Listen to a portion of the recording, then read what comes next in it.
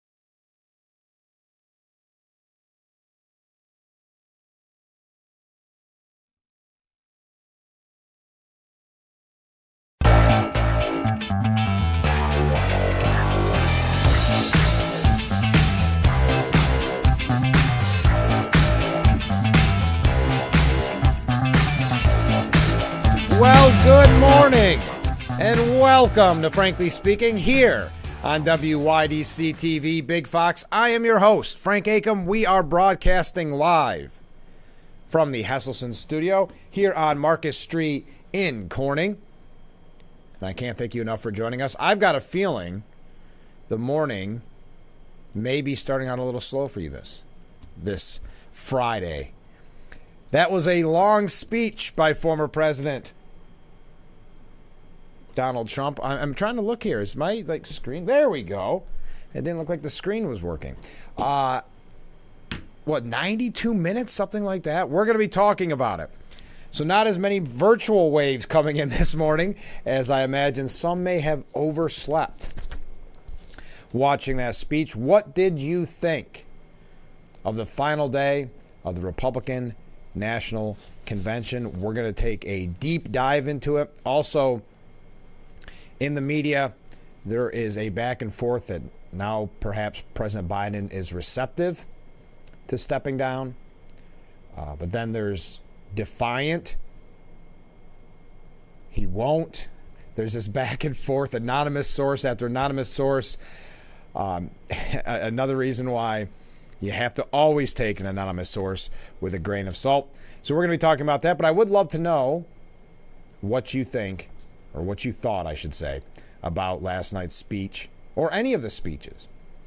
First off, on a very sad note, undoubtedly you have heard by now, but one of the, if not the last great, legendary comedians of, maybe you could say, the Carson era, Bob Newhart, has passed away at the age of 94.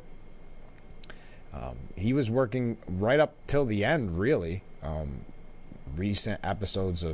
recent episodes of Big Bang Theory and some other movies and such. You know him from the Bob Newhart Show, Newhart, Bob.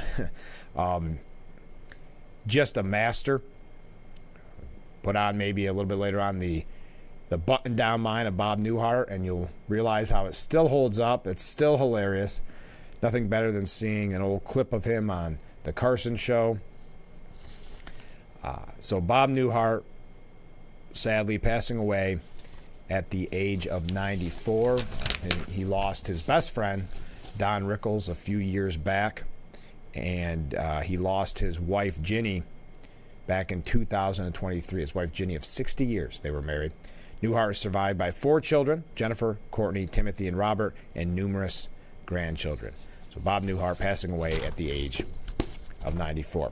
So yesterday's convention, we're going to take a look at the takeaways from CNN, from Fox, from elsewhere. Oh, and yes, you recall early on after the debate performance by the president, and it's been called disastrous, whatever term you want to use. We had said on this program it will take the kind of the Nancy Pelosi's, the Obamas, to persuade him to leave, because the decision ultimately is up to Joe Biden.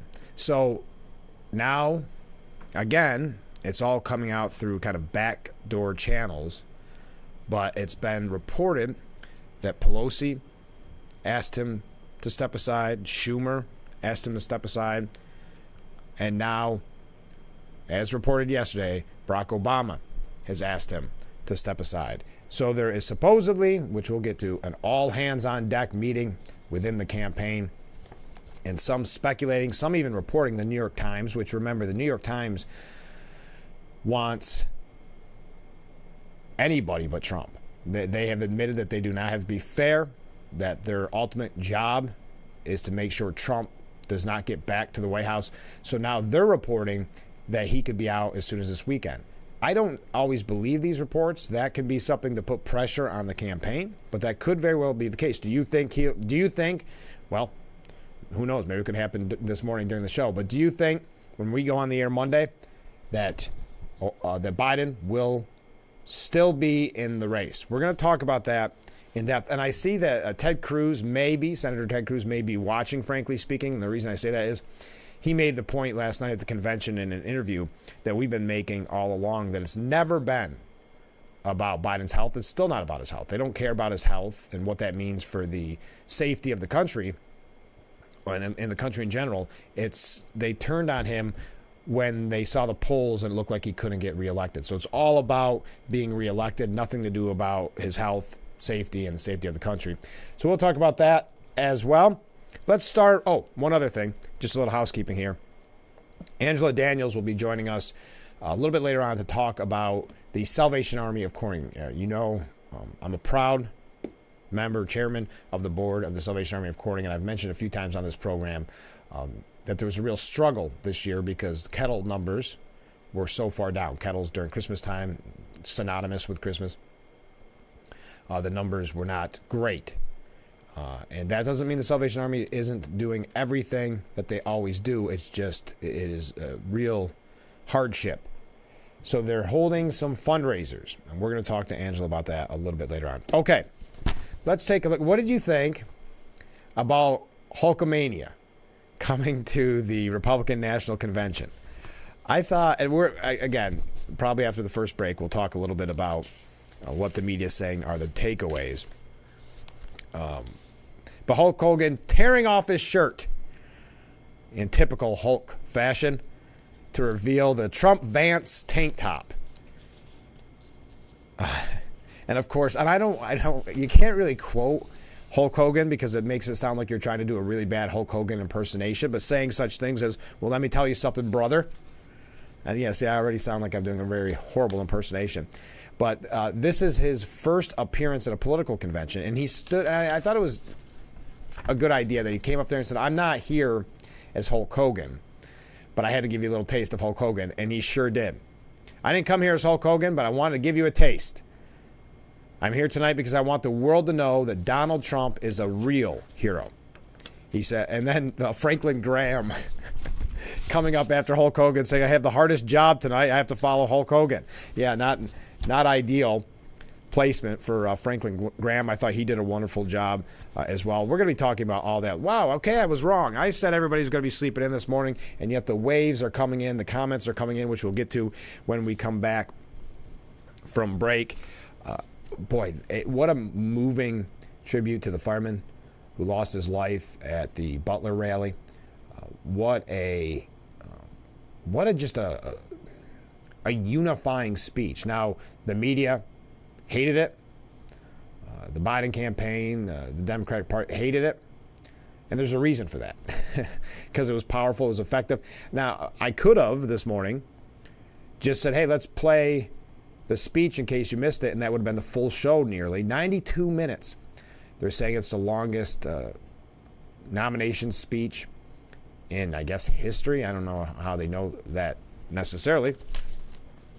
But there's just so many takeaways from last night. We're going to show you the media's reaction on it as well. Let's take a look. Let's start with CNN.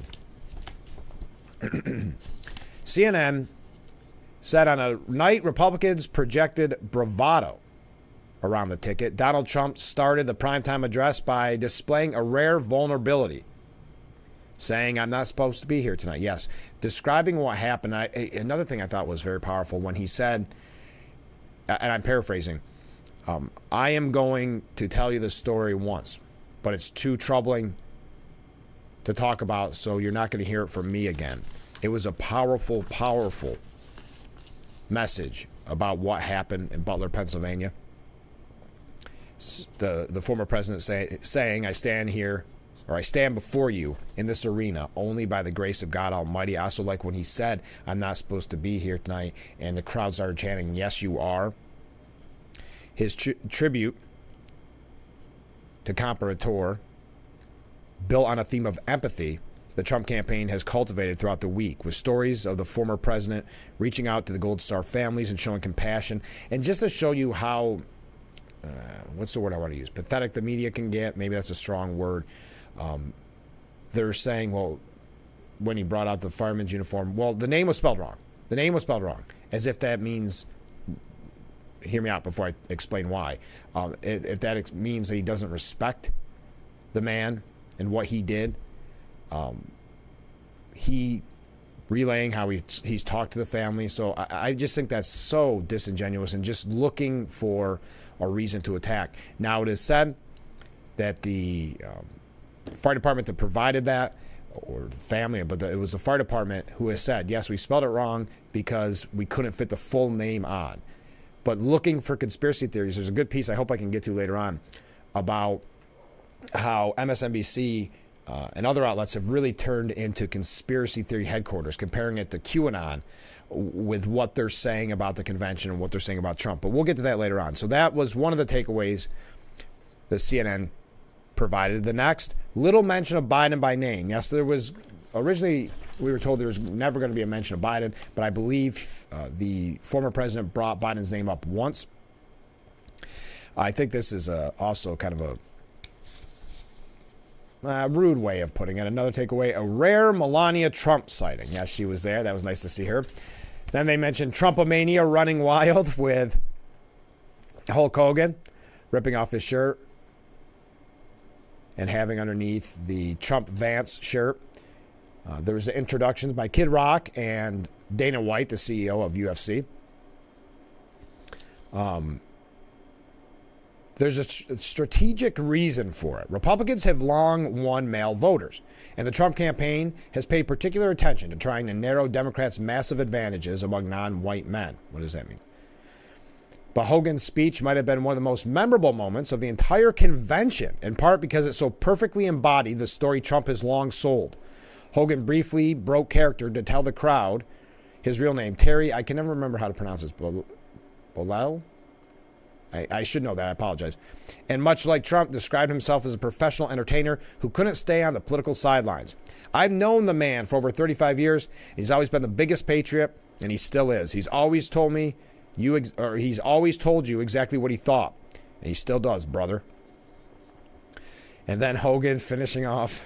Again, I'm not trying to do a bad impersonation, saying, all you criminals, all you lowlifes, all you scumbags, all you drug dealers, and all you crooked politicians need to answer one question, brother. What you going to do when Donald Trump and all the Trumpomaniacs run wild on you, brother? And then finally, CNN says it was a nearly policy-free convention. So that's the quick look at what CNN had to say, but what I want to hear is what you had to say. Did you stay up for the whole thing? 92-minute speech. What did you think of all the speeches? And let's also ask this question. Now that the RNC is over, what to you was the highlight of the whole convention? What was your takeaway? If you think it was Donald Trump's speech, then give me a number 2, because Donald Trump should be the number 1. But after that, what did you think was maybe the most powerful, most important part of the convention? But we've got to take our first break. We're just getting started on this Friday morning edition, and we're hitting the ground running, so stay with us.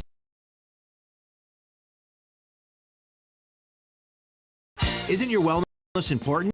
Don't you want more energy? Now's the best time to make every day better and relieve those achy muscles and pains than with the Hesselsen's Hot Tub. Hesselsen's has hot tubs in stock and available for immediate delivery with unbelievable savings. Hesselsen's offers 0% interest-free financing for up to 5 full years. Hesselsen's carries the only hot tub brand in the industry with the exclusive freshwater salt system that is eco-friendly and easy to use and only enhances your hot tubbing experience. Come in today and see why your next hot tub should be a Hesselsen's hot tub. And remember, it's always fun to poke in the corners at Hesselsen's.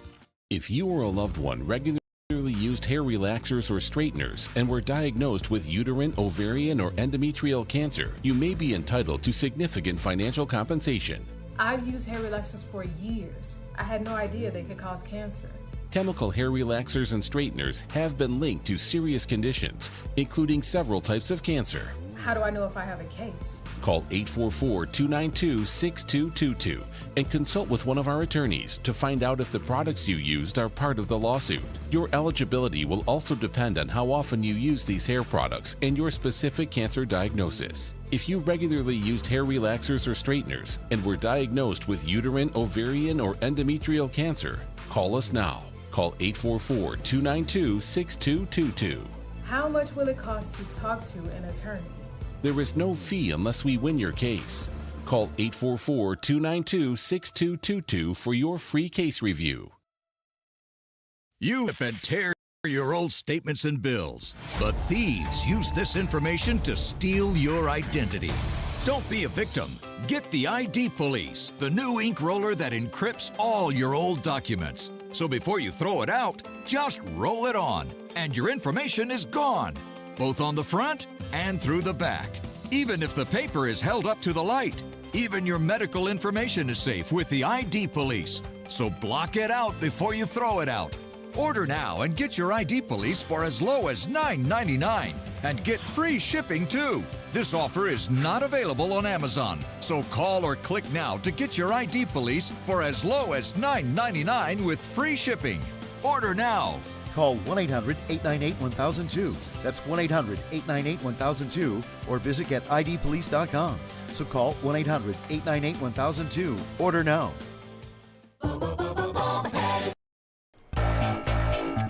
And we are back with Frankie Speaking. Broadcasting live from the Hesselson studio. So many comments coming in early this morning. Yes, says one viewer, CNN said Trump was old, rambles, and false reports of 2020, just as we thought. Yeah, it's so predictable. It really is. As I've said a million times about events like this, they have their articles written up well before the event even takes place, in my opinion. They have their talking points that they are going to use. Next, Hulk reveal was cool and great. President looked grateful and even blew a kiss. I know. I think the Hulk was a neat one. It was just something really completely different. Next up, Tucker was okay. Eric Trump was better, hitting every single bullet point. President Trump was slightly different from before the shooting. Speech was okay and hit the bullet points of his regular campaign speeches. I struggled to stay awake. Yeah, I think that the timing, not the president, the former president we know, has no problem giving long speeches. Some of those rallies last a very, very long time. But I think because it is so late at night, I did too, trust me. I had to do a lot of recapping this morning. I thought Eric Trump did good.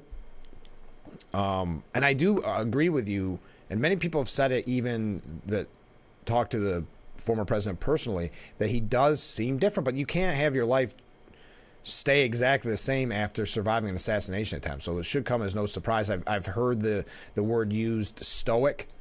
He looks much more stoic and reserved. Another comment from a different viewer. So as I was watching the RNC convention, I'm convinced that Biden will not be on the ballot. Why? Well, it occurred to me that because the Democrats have become so hateful and crafty, they will stop at nothing to win and will soon appoint their nominee when they pay off Joe to leave, and the Republicans will have already had their convention, leaving little opportunity for discussion on this nominee and leaving less than 3 months from DNC convention for Dems to do their homework. Just my 2 cents. Thank you. That's a good point. I mean, you'll have, like you said, about right now it's about 2.5 months, or excuse me, 3.5 months. That's not a lot of time to vet a candidate. I still believe, just because of the finances, that if it does happen the way the media is reporting, that Biden will step down. I just believe it's got to be Harris. But they're looking at the poll numbers of Harris, and they're not that much better than Biden. So they're in a very precarious situation, and we'll talk a little bit more about it in depth a little bit later on. But thank you for your 2 cents. I appreciate it. Fox News says the 5 biggest moments of the Trump speech. Let me know what you think. Trump pays tribute to the fallen firefighter. Yes, that was a very moving, touching tribute with the moments of silence. Trump retells the assassination attempt. Many people pointing to that as a powerful part of his speech. In order to see the chart, I started to turn to my right and was ready to begin a further turn, which I'm lucky I didn't, when I heard a loud whizzing sound and felt something hit me really hard on my right ear. I said to myself, wow, what was that? It could only be a bullet, and moved my right hand to my ear, brought it down, and my hand was covered with blood. Just blood all over the place. I immediately knew it was very serious, that we were under attack, and in one movement proceeded to drop to the ground. There was blood pouring everywhere, and yet in a certain way, I felt very safe because I had God on my side. The amazing thing is that prior to the shot, if I had not moved my head at that very last instant, the assassin's bullet would have perfectly hit its mark, and I would not be with you tonight. He also praised the fact that the crowd did not run for the exits or stampede. I do think it was important. Well, it's what we talked about on the program yesterday or the last couple days, where yesterday specifically, because Joy Reid said it was a photo op, that photo of him pumping his fist, but he reiterated exactly what we knew. I mean, he's watched enough sports in his life. If someone gets seriously hurt in a sporting event, what do? When they stand up, they kind of wave to the crowd, or even if they're on the stretcher, they put their hand up so the crowd can know that they're okay. He wanted to tell his crowd, his followers, his supporters, that he was okay. They didn't know what was going on. That huge crowd in Butler, Pennsylvania didn't know what was going on. They didn't know where he'd been hit. He just wanted to take a moment to reassure them he was okay and everything was going to be okay. Next up, Trump pays tribute to Melania. That was very nice. Trump shows illegal immigration chart that he believes saved his life. That's a weird way of wording that, but okay. And finally, Trump uses Biden's name. Trump went off script and used Biden's name once and quickly said he wouldn't do it again. If you took the 10 worst presidents in the history of the United States, think of it, the 10 worst, and add them all up, they will not have done the damage that Biden has done. I'm only going to use the term once, Biden. I'm not going to use the name anymore, just one time. 92 minutes, folks. 92-minute speech. Now, as I mentioned, Franklin Graham, I thought, gave a very nice speech as well. He led the Republican National Convention in prayer. Is it just me, or the more I see him, the more he looks like his father in the picture, or in the video from last night? But anyway, he said, last Saturday in Butler, Pennsylvania, President Trump had a near-death experience. No question. But God spared his life. And when we go through those experiences, it changes us. It can cause us to examine our lives and to reevaluate our priorities, as you should. When President Trump rose from that platform, he rose with his fist raised in strength, showing America his unshakable resolve to fight with them in the nation. I cannot explain why God would save one life and allow another one to be taken. I don't have an answer for that. But one thing I do know is that God loves us, and he wants us to be with him in heaven one day, and that's through faith in his son, Jesus Christ. So Franklin Graham giving a very moving prayer and speech. Oh, good. We got some comments coming in. I'll read them in just a moment. But leading into Trump's record-breaking 92-minute speech at the RNC. 1 hour, 31 minutes, and 55 seconds. The speech was the longest by a presidential nominee in history, according to Politico. Now, if you want to know whose record he previously set, they were set by himself in 2016 and 2020. But Donald Trump delivering that heartfelt call for unity yesterday and recounted the assassination attempt. Those are the two big takeaways. But I want to hear, most importantly, your takeaways from last night. Were you able, listen, this isn't any kind of criticism, were you able to stay up that late? I mean, these events last long. I know on the West Coast it helps. They get to see it. But boy, it gets late. So we're not going to go in. Like I said, I don't want to, like I said yesterday on the program, I don't want to get into where I end up just quoting him the whole time. So I have a few opinion pieces on this, see what some talking heads had to say as well. And then we're going to dive into all the anonymous sources that are telling us a million different things about Biden's future. But I do believe we are at the point, at least I am, where I'm checking my news feed and social media constantly to see what announcement could be made. It seems like the end is nigh for President Biden's campaign, only because the metrics that I originally was going to weigh on was that if Obama and Pelosi and Schumer called for his ouster, and that, though they have not went on record saying it, that is what's being reported. So I would tend to lean towards him stepping out, and soon, because each day is more difficult for the Democrats. Each day he does not step away, though, to that viewer's point, it gives them, the media, not that they'll vet really, but it gives the Trump campaign less time to vet the candidate that's out there. But that's assuming that's not Harris. There is a piece of CNN of how it could be done, who could replace him. There's also pieces that if the party that lectures everyone about democracy and says that a vote for the Democrats is a vote for democracy, then why would they not allow their voters to have a say in the process? And they're suggesting an open convention. We'll get to that as well. But we got to take another short break, so stay with us. We'll be right back with Frankly Speaking here on WYDC TV. Big Fox, please stay with us. Enjoy a taste of Finger Lakes at Hector Hideaway. With a lunch and dinner menu, we serve a variety of delicious dishes made with locally sourced ingredients. Dine inside or out on the deck for gorgeous lake views and pair your meal with a local wine, beer, or beverage. We're open until 9 p.m. Thursday through Monday, but the bar is open until midnight Fridays and Saturdays. Stay tuned for live music. Visit us today at Hector Hideaway. Ridge Boys American-made farewell tour. Celebrating 50-plus years of touring. The legendary Oak Ridge Boys. August 1st, the Chemung County Fair. Reserve seats on sale now at ChemungCountyFair.com or the Fair box office. The Oak Ridge Boys, American-made farewell tour. Your wallet is always in danger. Criminals can hack your information without you even knowing. Introducing Slim Mint, an ultra-thin RFID blocking wallet that keeps your cards and cash protected. Slim Mint uses the latest RFID blocking technology to prevent thieves from stealing your info. It's ergonomically designed to optimize space and keep your belongings organized. With the auto-locking Slim Mint, your cards and money stay securely in place. It has a built-in cash clip and a flexible outer band to fit your additional cards and cash. Call or click now and get Slim Mint for just $29.99. Order in the next 5 minutes and you'll get an instant $10 discount. So it's only $19.99. But wait, due to rising costs, this may be your last chance to get Slim Mint at this low price. There's a strict limit of 3 Slim Mint wallets while supplies last. Don't wait, order now. Call 1-800-654-6604. Call or visit slimmintwallet.com. So call 1-800-654-6604. Order now. It's a season of Sherry. Having a good time has always been my #1 goal. I tend to get crazy. At my age, I should not be jumping up and down like that. And if you don't know what I mean, ask your mama. The young ones, y'all like, we don't know what you're talking about.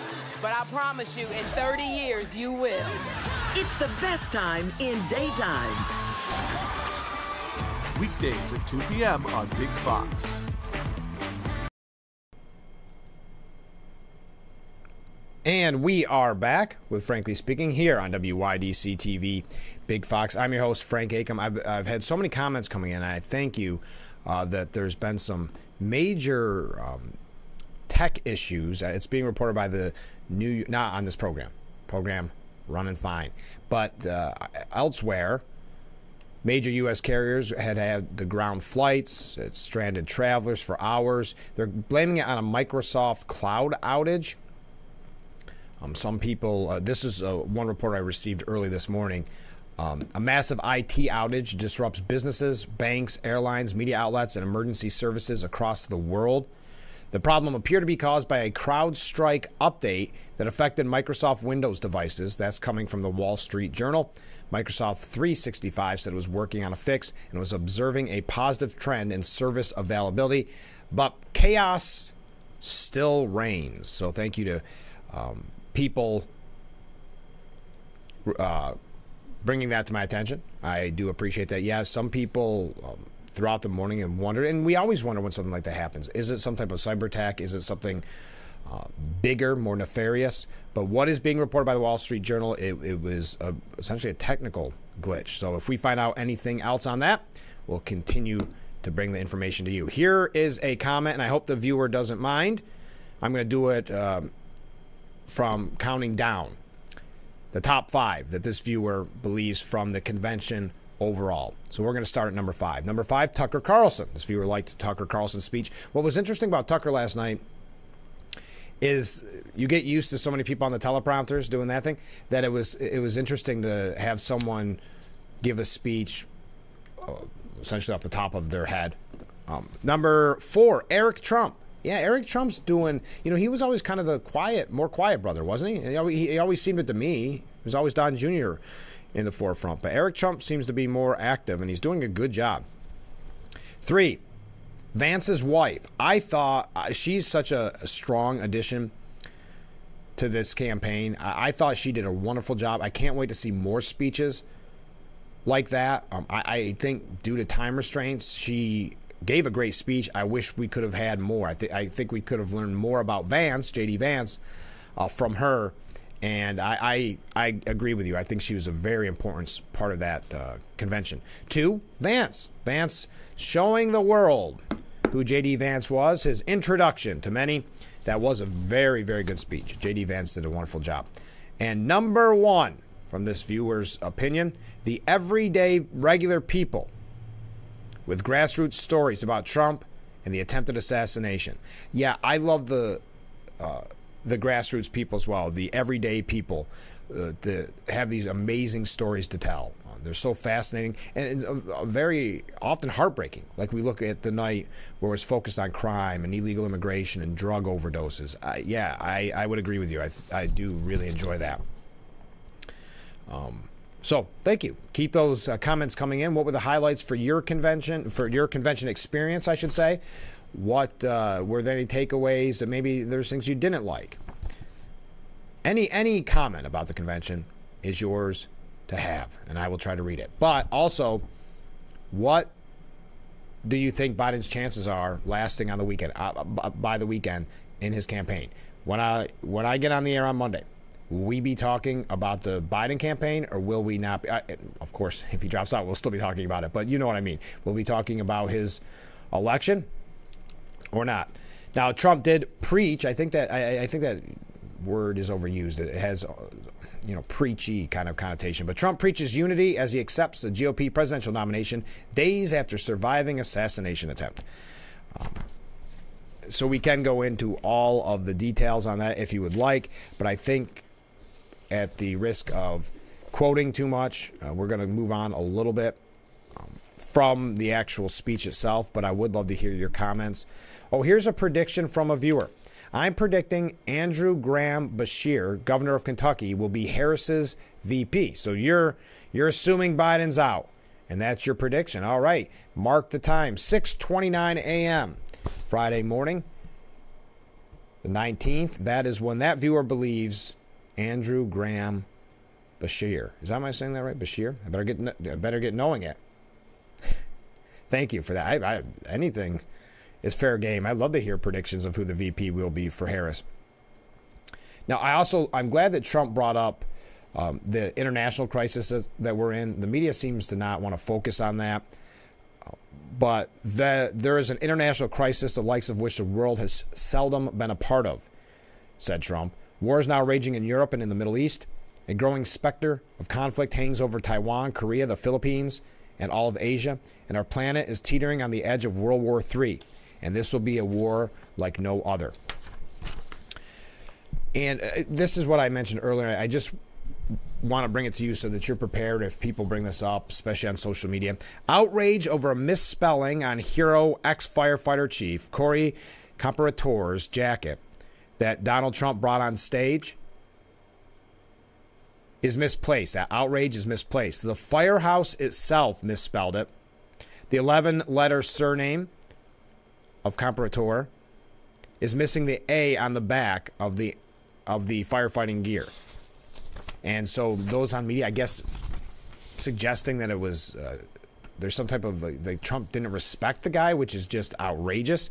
His last name couldn't fit on the coat, so he had the A removed to make it fit. Aaron Newborn tweeted in response to one of the many critics accusing the president of making a tasteless mistake. The 50-year-old hero's devastated widow, as Trump described her in the speech, told the Post this week she refused to take Biden's call after the murder. I didn't talk to Biden. I didn't want to talk to him. My husband was a devout Republican, and he would not have wanted me to talk to him. So there we go. That's just something, if you see that come across your news feed or someone goes directly to you to talk about it. Another thing about I think it was very important, and maybe you may have missed this. Former President Trump gave an update on condition of the victims of the would-be assassin's bullets over the weekend, while saying he has raised more than $6 million for them in the last several days. Firefighter, father, and husband Corey Comparator was killed during the rally. Trump held a moment of silence during his speech Thursday night. When speaking to the family, I told them, said Trump, I said, well, I'm going to be sending you a lot of money. But it can't compensate. They all said the same thing. You're right, sir. We appreciate so much what you're doing, but nothing can take the place in the case of Corey and the other two, by the way, the the ones that are very seriously injured. Okay.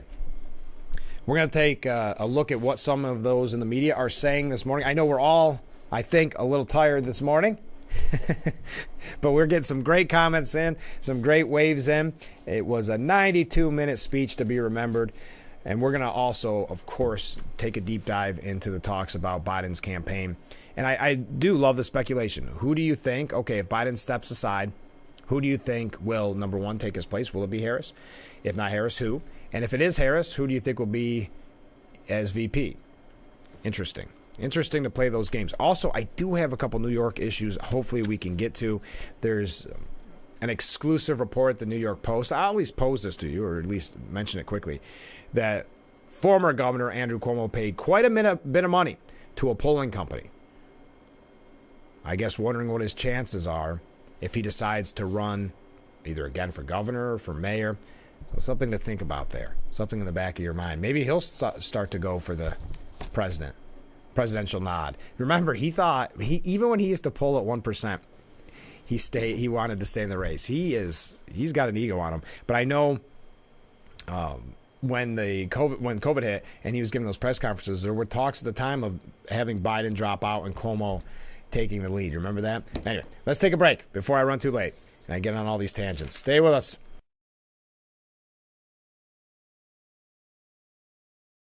Have you been unable to work for over a year due to a mental or physical disability? Were you recently denied Social Security disability benefits? Great news. You may be eligible for money, back pay, relief.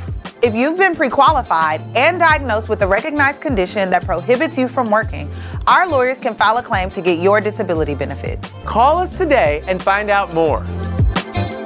Call now, 844-617-0440. Race car drivers change lanes very fast, but with no outside mirrors. How come they don't crash? Introducing Angel View, the new wide-angle mirror that reduces blind spots. And now may be your last chance to get one before they're gone.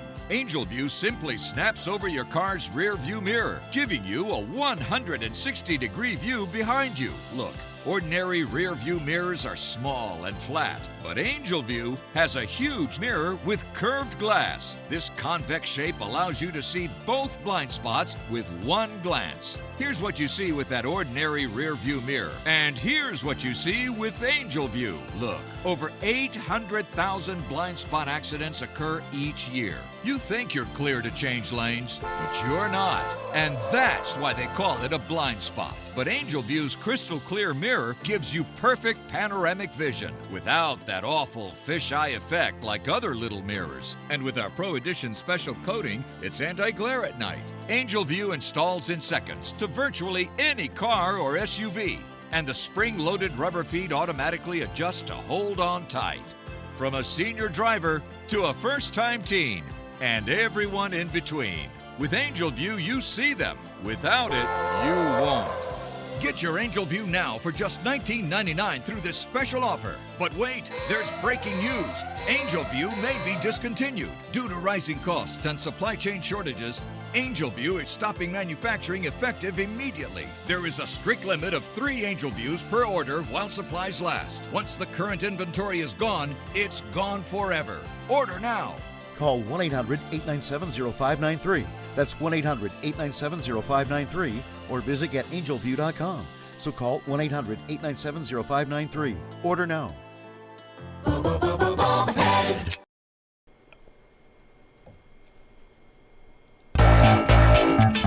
Our beautiful view of historic Market Street on your Friday morning, 6:39. Welcome back to Frankly Speaking. Here on WYDC TV, Big Fox broadcasting live from the Hesselson studios. Some comments from viewers. I also enjoyed the music. The band Six Wire is from Nashville, Tennessee. Yeah, I thought they did a really good job. They're nice filler music. Let me ask you this just as a side note. How frustrating is it? And I don't know what outlet you watch. I flip around and I then found a stream that was almost like a C-SPAN stream that was just the convention. how annoying is it when there's a good speech going on and they cut away to some talking head telling you what you want to watch? I get there's so much downtime. Not so much. There is downtime during these conventions to have people speak, and I can understand a talking head pundit can sometimes go over a little bit and you miss the intro or something. I understand that, but boy, sometimes it's why show me the split screen of someone giving a speech and not let me watch that speech? I'm just confused by that. But another comment from a viewer, different viewer, if it isn't Harris, don't they have to start the campaign contributions from zero all over again? Doesn't the funds raised by their campaign have to stay with the candidates that it is associated with? Yes, that's one reason why so many people are speculating it'll be Harris. They know they don't. Well, there's two things. They don't want it to be Harris because the polling doesn't look great for Harris either, though many people have said that her VP would be a huge pick, that it could actually help her quite a bit. But put that aside. They don't necessarily want her, but yes, if someone donated to the Biden-Harris campaign, only Biden or Harris can have that money, is what has been reported, of what is being regarded as the rules. The other thing, the party itself cannot be shown saying that Harris isn't capable of that job. She's been VP for 4 years, and you're going to replace her with a Newsom or a Whitmer. Boy, the optics on that would look horrible. Continuing along with the RNC, we are going to get to the Biden campaign here in just a moment. The New York Post editorial board says, well, there's something you thought you'd never see at a Republican National Convention. Kid Rock rapping and telling the people in suits and ties to get up on their feet. Wrestler Hulk Hogan ripping off his shirt. The head of UFC fighting, or I guess that's redundant, Ultimate Fighting, delivering the introduction of the nominee who came out to giant flashing lights and a backdrop that looked like the White House. No, we're not talking about that. We're talking about Donald Trump, who delivered a speech packed with appeals to unity and healing. Knock us over with a feather. I'm running to be president for all of America, not half of America, Trump said, and thank goodness for it. Even those who back Trump have offered advice that too often seem to fall on deaf ears. Don't tweet so much. Don't be so angry. Reach across the aisle. In his speech, he did it all.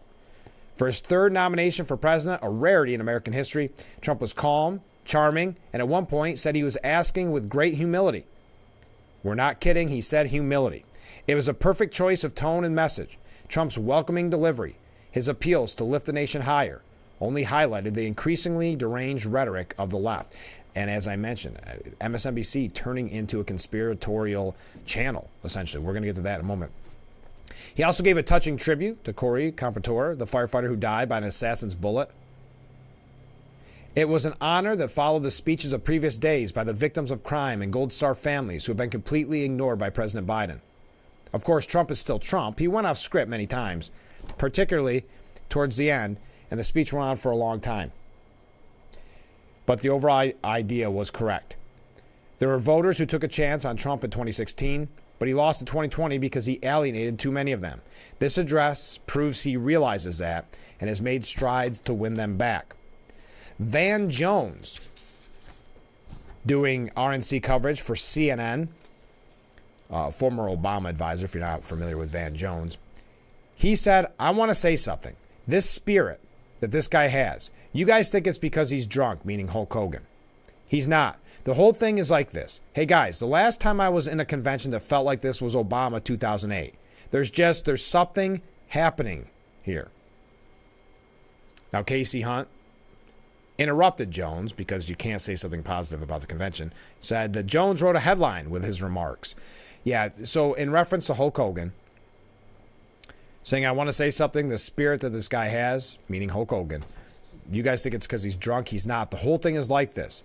The last time I was in a convention that felt like this was Obama 2008. Very interesting. NBC's, to show you again that the media just does not get it. NBC News political national correspondent Jacob Soboroff said the RNC is acting as if it was a party, even though Trump talked about mass deportations. Well, maybe this is his first convention. They are a party. I have to tell you, it's almost unspeakable feeling to be in a room with such a celebratory nature and hear the man behind me talk about deporting more people than President Dwight D. Eisenhower. This is what's happened at MSNBC. Not that they weren't always bad. An operation with a name so racist it's not appropriate to say on television. He's talking about removing more than 10 million people from this country who have been here. Many of them, since they were little children, contribute to this society, contribute to this economy, live in all of our neighborhoods and communities. And now we're throwing balloons around as if this is a party? You can put the unity bumper sticker all over it. What we heard tonight was not a message of bringing people together. It was a message of literally kicking millions of people out of the country. Let's take another short break. That's from MSNBC, just to give you an idea that they just don't understand. All right, we'll be right back.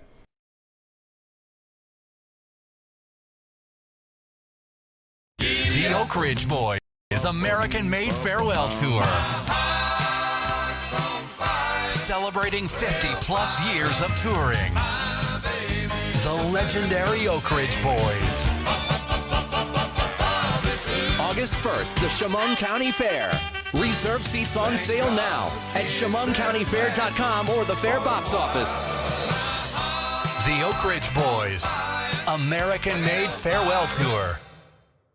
Are you over 50? Would you like to get up to 33% more income in retirement? Then call now and get this free book, Annuity Do's and Don'ts for Baby Boomers, from a leading financial firm on maximizing your income in retirement. This book reveals little-known secrets about annuity strategies in simple-to-understand terms that can help you make the right choices before buying an annuity. And if you call right now, as a bonus, we'll throw in a free annuity rate report. We've researched over 1,200 annuities summarizing the rates and benefits for you. So don't miss out on this opportunity because supplies are limited. Call now and find out how you can get up to 33% more income in your retirement, and you'll receive Annuity Do's and Don'ts for Baby Boomers and the Annuity Rate Report as an added bonus. Both books are yours free, just for calling Annuity General today.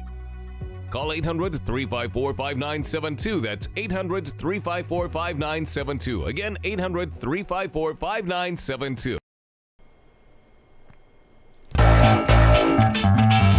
Welcome back to Frank speaking. Here on WYDC TV, Big Fox. I'm your host, Frank Acom. Doug Schoen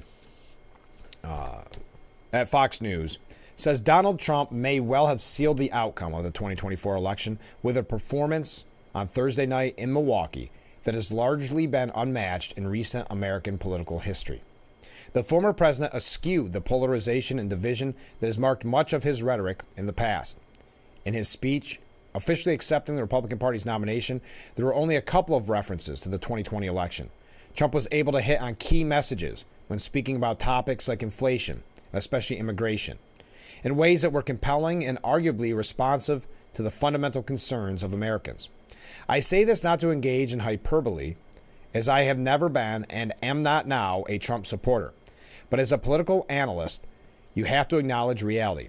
And the reality of this speech was simple. Trump spoke of the American dream. He spoke of bringing people together. He spoke of helping African Americans, Hispanics, and those who have been left behind. In short, Trump did something he has virtually never done before.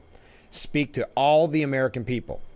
As he said, he wanted to speak not to 50%, but to 100% of the American people.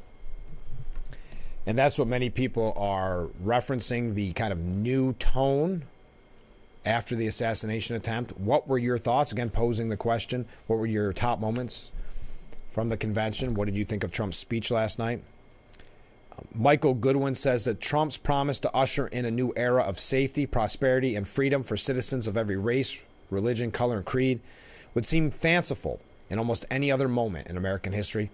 So too, his vow to bring back the American dream and heal the discord and division in our society because we are bound together by a single fate and a shared destiny.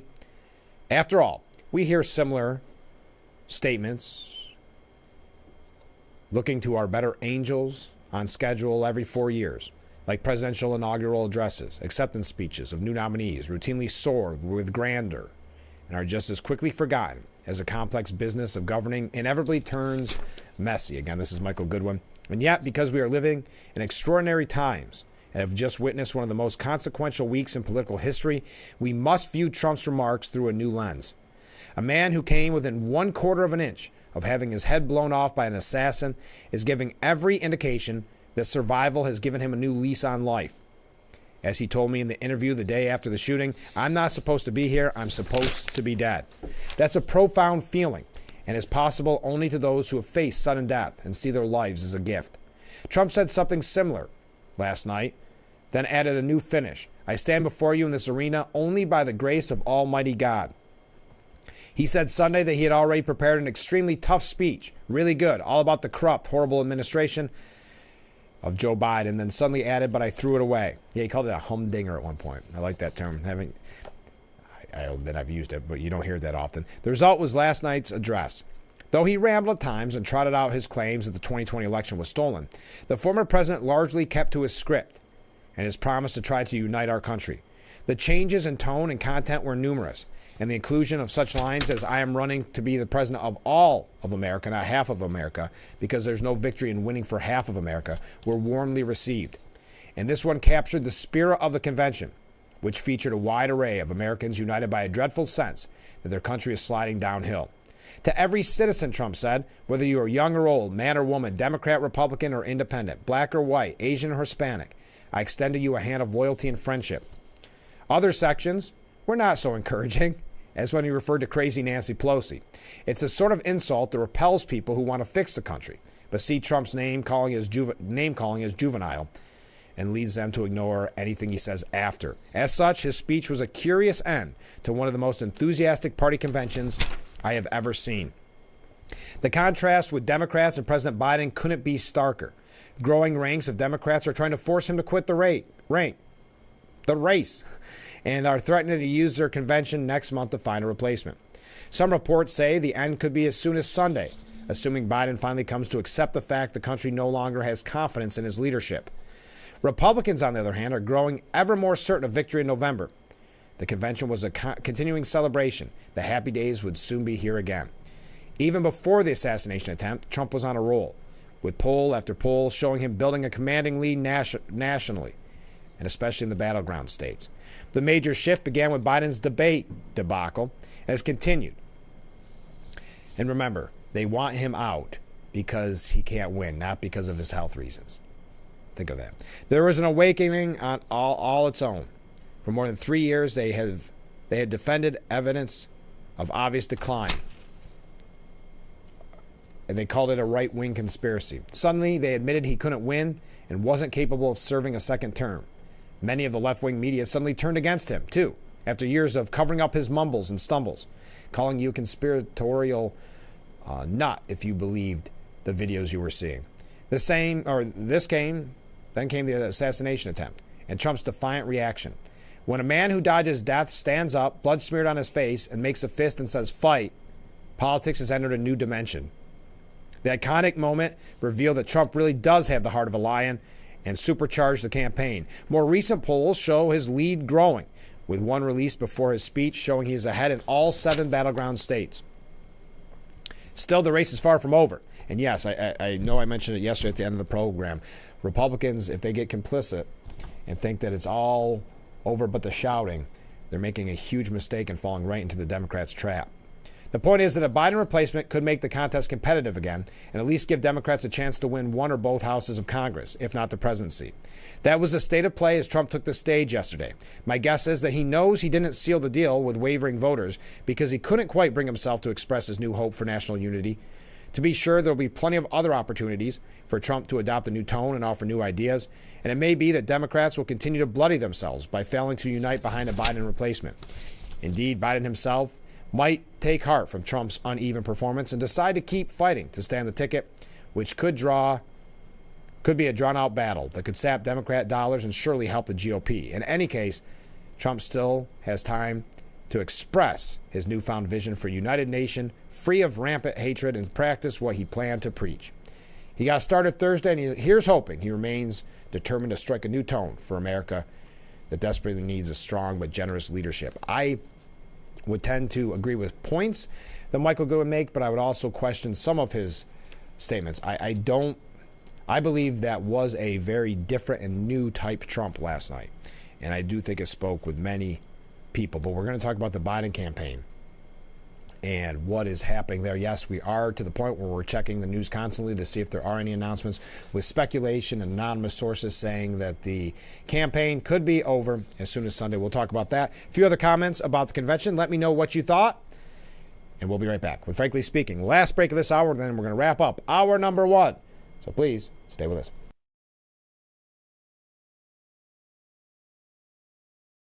Isn't your wellness important? Don't you want more energy? Now's the best time to make every day better and relieve those achy muscles and pains than with the Hesselsen's Hot Tub. Hesselsen's has hot tubs in stock and available for immediate delivery with unbelievable savings. Hesselsen's offers 0% interest-free financing for up to 5 full years. Hesselsen's carries the only hot tub brand in the industry with the exclusive freshwater salt system that is eco-friendly and easy to use and only enhances your hot tubbing experience. Come in today and see why your next hot tub should be a Hesselsen's hot tub. And remember, it's always fun to poke in the corners at Hesselsen's.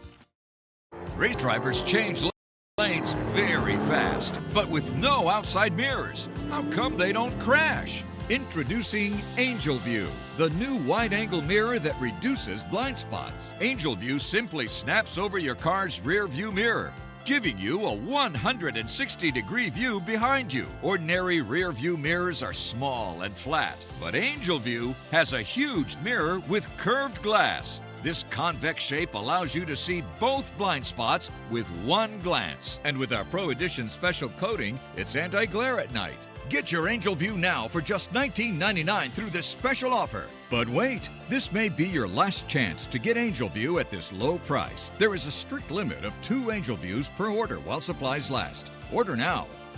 Call 1-800-869-5346. That's 1-800-869-5346. Or visit getangelview.com. So call 1-800-869-5346. Welcome back to Frankly Speaking. Broadcasting live from the Hesselsen studio here on Marcus Street in Corning.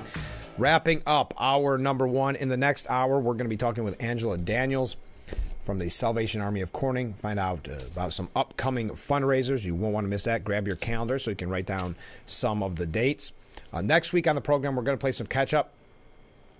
Well, first, Monday, brand new interview. Really looking forward to it with Joe Barlow. She's going to be joining us to talk about the Crystal Chords and their upcoming Summer Sing events. And, of course, they gave us a new song, which we always look forward to. So that'll be Monday.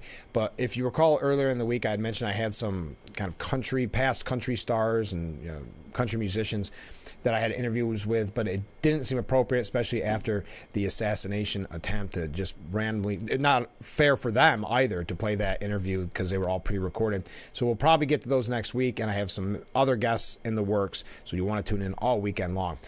Here, or all week long, excuse me. Well, you can tune in weekend long on YouTube if you want. Here is a comment from a viewer. This is the first time I've ever watched any kind of acceptance speech for the nomination of Democrat or Republican convention. And I would have enjoyed it if I could have listened to all of it. Instead of going back to the newscasters and all they wanted to talk about was Harris, all they wanted to talk about was Biden. And I could not switch to another station because I don't get cable. So if you're poor and you can't afford cable, you watch what they tell you to watch and think what they want you to think, because there is no station even middle of the road. It's all hateful Democrats. They can't even shut up long enough for anyone to form a different opinion than what they want you to form. I'm not a Rhodes Scholar. I'm not even a college graduate, but I know common sense and what's going on. I would have liked it if they would have just let me watch the Republican convention without them telling me what to think, meaning the media. That was so frustrating, especially to that other viewer's point. Some of the best speeches were the grassroots people, the common everyday man and woman telling their tale, and those were the ones they were interrupting the most. But yes, watching the split screen, I know I'm running late, watching the split screen where there's a speech you want to see going on, and yet you have people talking about what they're saying or what someone previously said. Let us make up our mind. That's a kind of a look at media 101. Never mind, you don't have to pay attention to that. Believe what I have to say. Adhere to what I have to say. And that's what it feels like. I understand your frustration, viewer, and I'm sorry that you weren't able to watch the full convention. I'm surprised C-SPAN isn't on antenna. Maybe that would have been an outlet. But anyway, we've got to take our the break to wrap up the hour. We're running really late. So hour number 2 coming up next. Stay with us.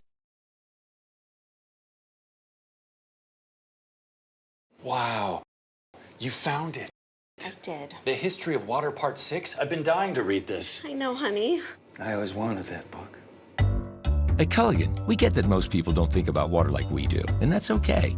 You see, when we install one of our high-efficiency water softeners, we're thinking about hard water and limescale buildup, so you can just think about longer-lasting appliances and softer skin and hair. At Culligan, we think about your water, so you don't have to. Call today to schedule your free water test. I'm Mary. I've lived here for 70 years, but I do fine right here in my house, and I want to be here as long as I can be. And I feel comfortable knowing that if something happened to me, someone would know because of the cameras that are installed in various spots in my home. That has been a wonderful gift to me to be able to have that security and that support from Full Circle America, and that's what it's all about.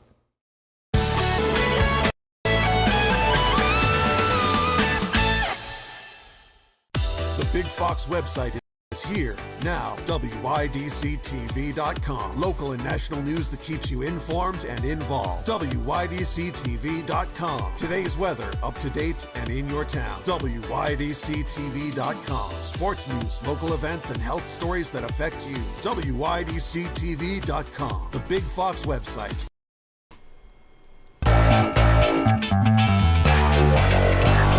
Hour number 2 of Frankly Speaking, broadcasting live from the Hesselson studio. I am your host, Frank Acom. Thank you for joining us this morning. A few comments from viewers. Hopefully you were tuned in the whole time so you understand what we're talking about here.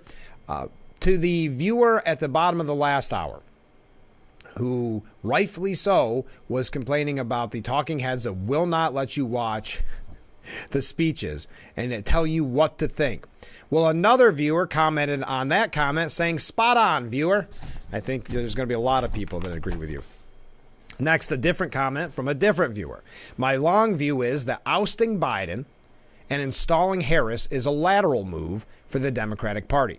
The new VP pick will be key for the Democratic Party to hold on. It would need to be a unifying personality that is more conservative.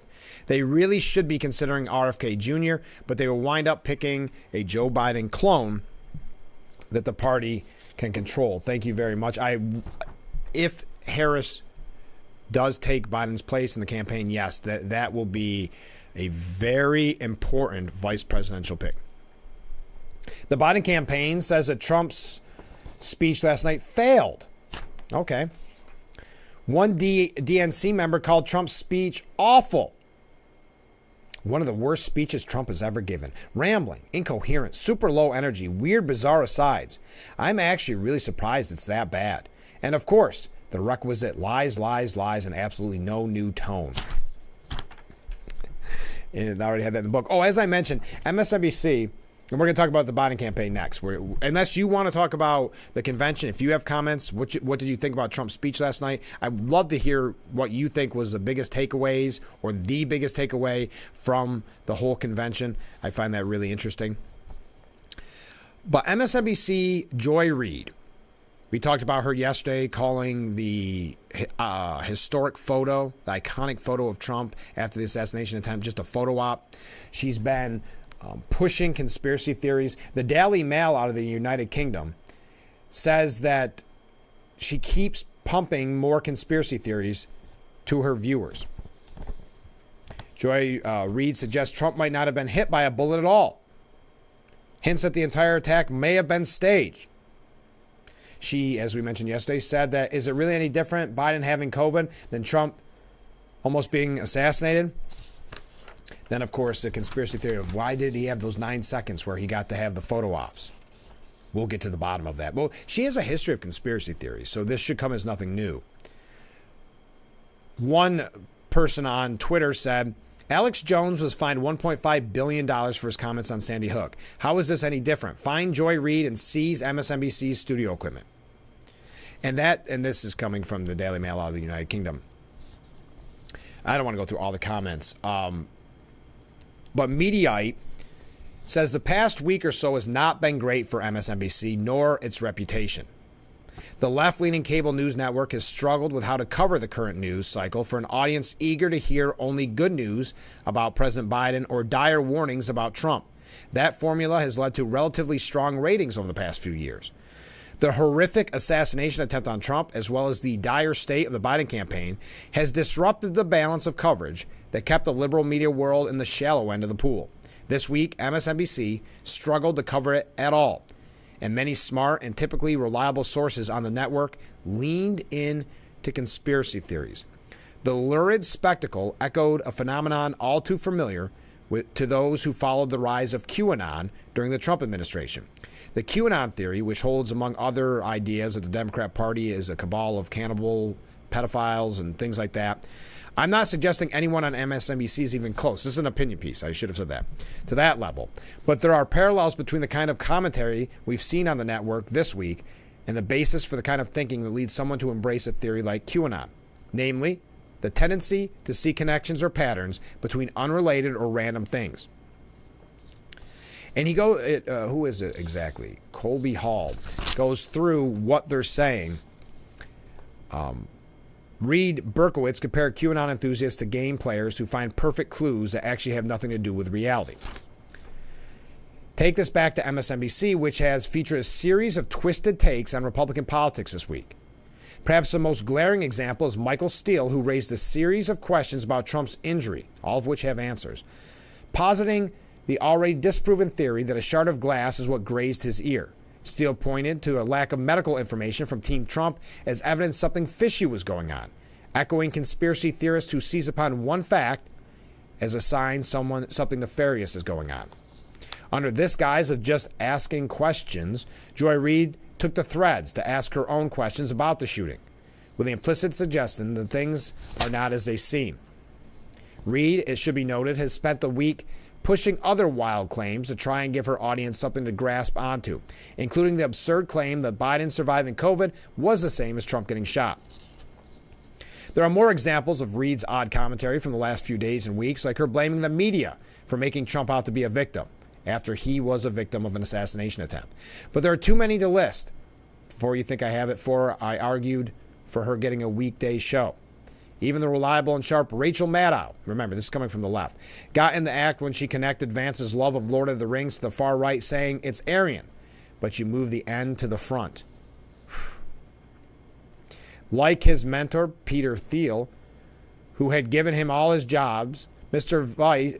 Vance also went when he founded his own venture capital firm with help from Peter Thiel, named it after a Lord of the Rings character. He called it Narya, which you can remember because it's Aryan, but you move the end to the front. Wow. Joking? We don't know. But what are they doing here? So I thought that was just, I know I didn't want to get too far into that this morning. I'm sorry, but it's one of the reasons why they took Joe Scarborough off in the morning on Monday. They were afraid of what would be said, what kind of rhetoric would be used. MSNBC, this is again coming from the left, MSNBC is not only doing the nation a grave disservice by finding conspiratorial clues where none exist, they're also unwittingly helping Trump get reelected. Now let's get to the Biden campaign. There's so much back and forth, so many anonymous sources. It just depends on what outlet you go to. The New York Times is reporting from an anonymous source that that Biden could be out before the end of the weekend, that he will suspend his campaign. Now, I had said one of the metrics that I was using is if Obama came out and suggested that Biden suspend his campaign. Now, he has not come out in the sense of a press conference or something, but the fact that there is an article that was released saying that he did just that was most likely approved by the former president, and therefore he essentially did come out and tell Biden to the world that he doesn't believe that he should be running. So, do you think when we start Monday's show that Biden will still be the presidential candidate? Oh, one other thing about Biden before we get into the questions about his health. And keep in mind, I know I sound like a broken record on this, but the issue wasn't about Biden's health. We know about Biden's health for 3.5 years now. Even though they kept telling us we were liars, never mind what we're seeing, you're conspiratorial, he's fine, he's healthy, sharpest he's ever been. we knew, the American people knew what we were seeing with our own eyes.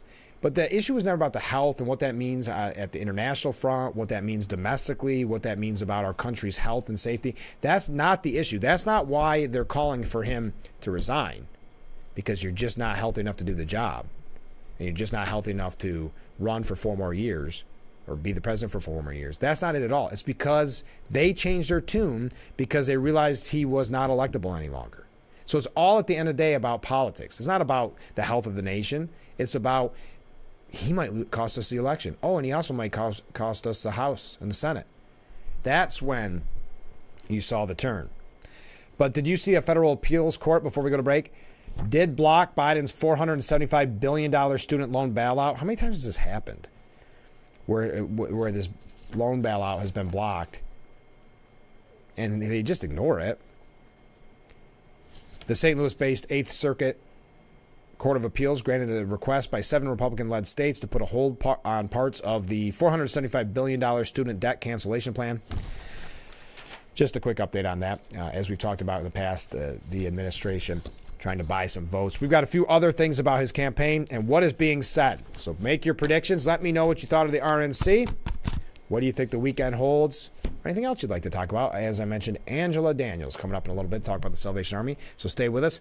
This is Frankly Speaking here on WYDC TV. Big Fox, stay with us.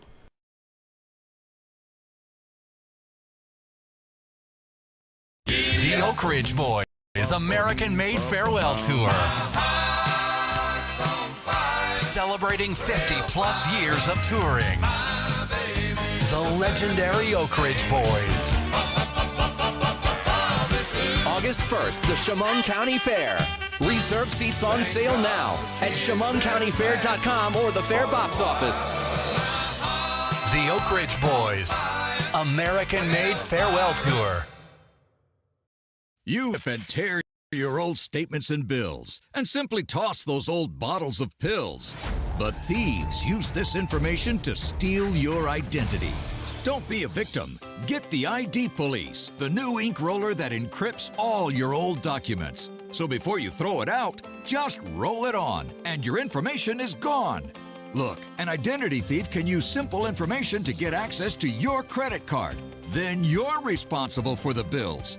But ID Police permanently prints a unique encryption graphic that makes it impossible to read through, both on the front and through the back, even if the paper is held up to the light. And it works on all forms of paper, matte or glossy. Paper shredders are slow and always jam, but roll with ID Police and you're in control. Watch again. Here's a bank statement with your name and account number. Now, one easy roll and all your personal information is blocked. Name and address? Blocked. Credit card number? Blocked. Phone, electricity, and gas bill. Now they're all safe to toss in the trash. So relax. Even your medical information is safe with the ID Police. And those applications or pre-approved checks make you vulnerable too. So block it out before you throw it out. And thwart any thief with the ID Police. Order now and get your ID Police for as low as $9.99. And get free shipping too. That's right, free shipping. This offer is not available on Amazon, but it is available online or on the phone. So call or click now to get your ID Police for as low as $9.99 with free shipping. Take control with ID Police on patrol. Order now. Call 1-800-731-2964. That's 1-800-731-2964. Or visit getidpolice.com. So call 1-800-731-2964 now.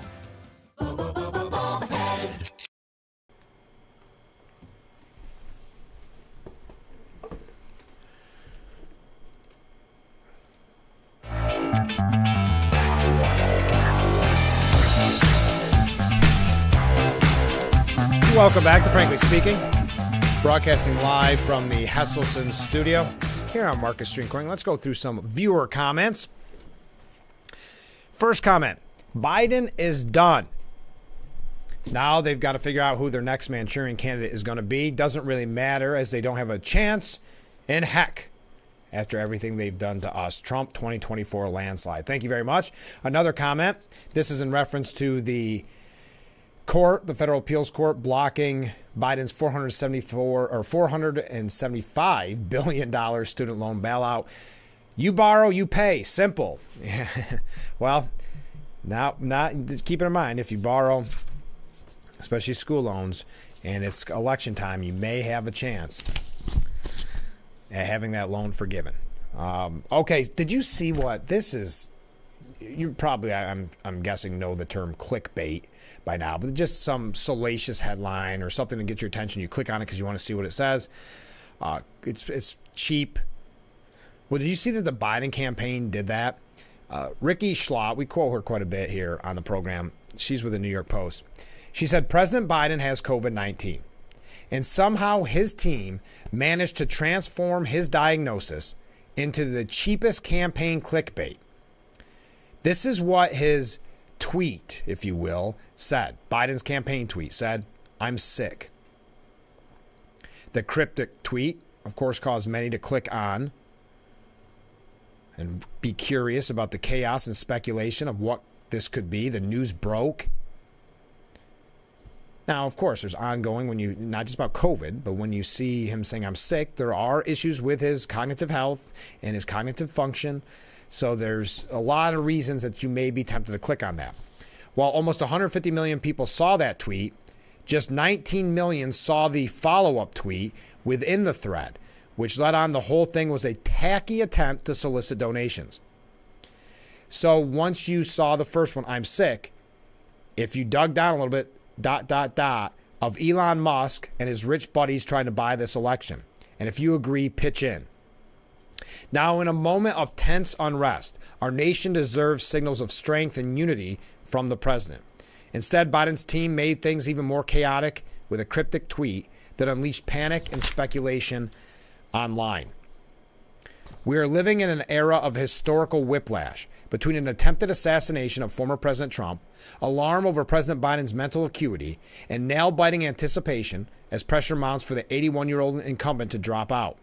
Mere minutes before the Biden's campaign's tasteless tweet, Democrat Representative Ro Khanna of California laudably called for a moment of unity on Twitter. Fellow House Democrats, can we, in this moment, unify, show some decency, and simply wish Biden a speedy and full recovery?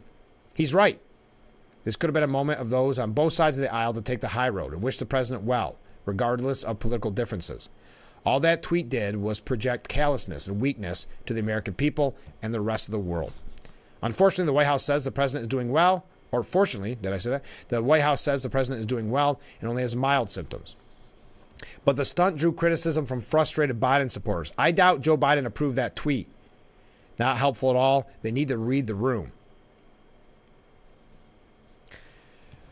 So anyway, just showing how tone deaf that they can be. This is at times when people are calling for him to step away from the campaign because of his mental health. Obama, it was reported yesterday, and this is a big one. It's being reported that he is pressuring the president to drop out of the 2024 bid. Obama and Biden have only spoken once since the presidential debate, but stressed during the conversation that his old running mate's chance of beating Trump was greatly diminished. The 44th president also stressed that while Biden's legacy was important to him, only his former vice president could make the call on whether to stay in the race. Our campaign is not working through any scenario where President Biden is not at the top of the ticket. He is and will be the Democratic nominee, said Quentin Folks, the manager for the Biden-Harris campaign, or the deputy campaign manager. So do you think he will outlast this criticism? I thought for a moment he was going to. Right after the debate, there's a lot of calls for him to step aside, but he lasted. And then it kind of died down a little bit, kind of quieted him. And I thought, well, I guess maybe he's going to weather the storm.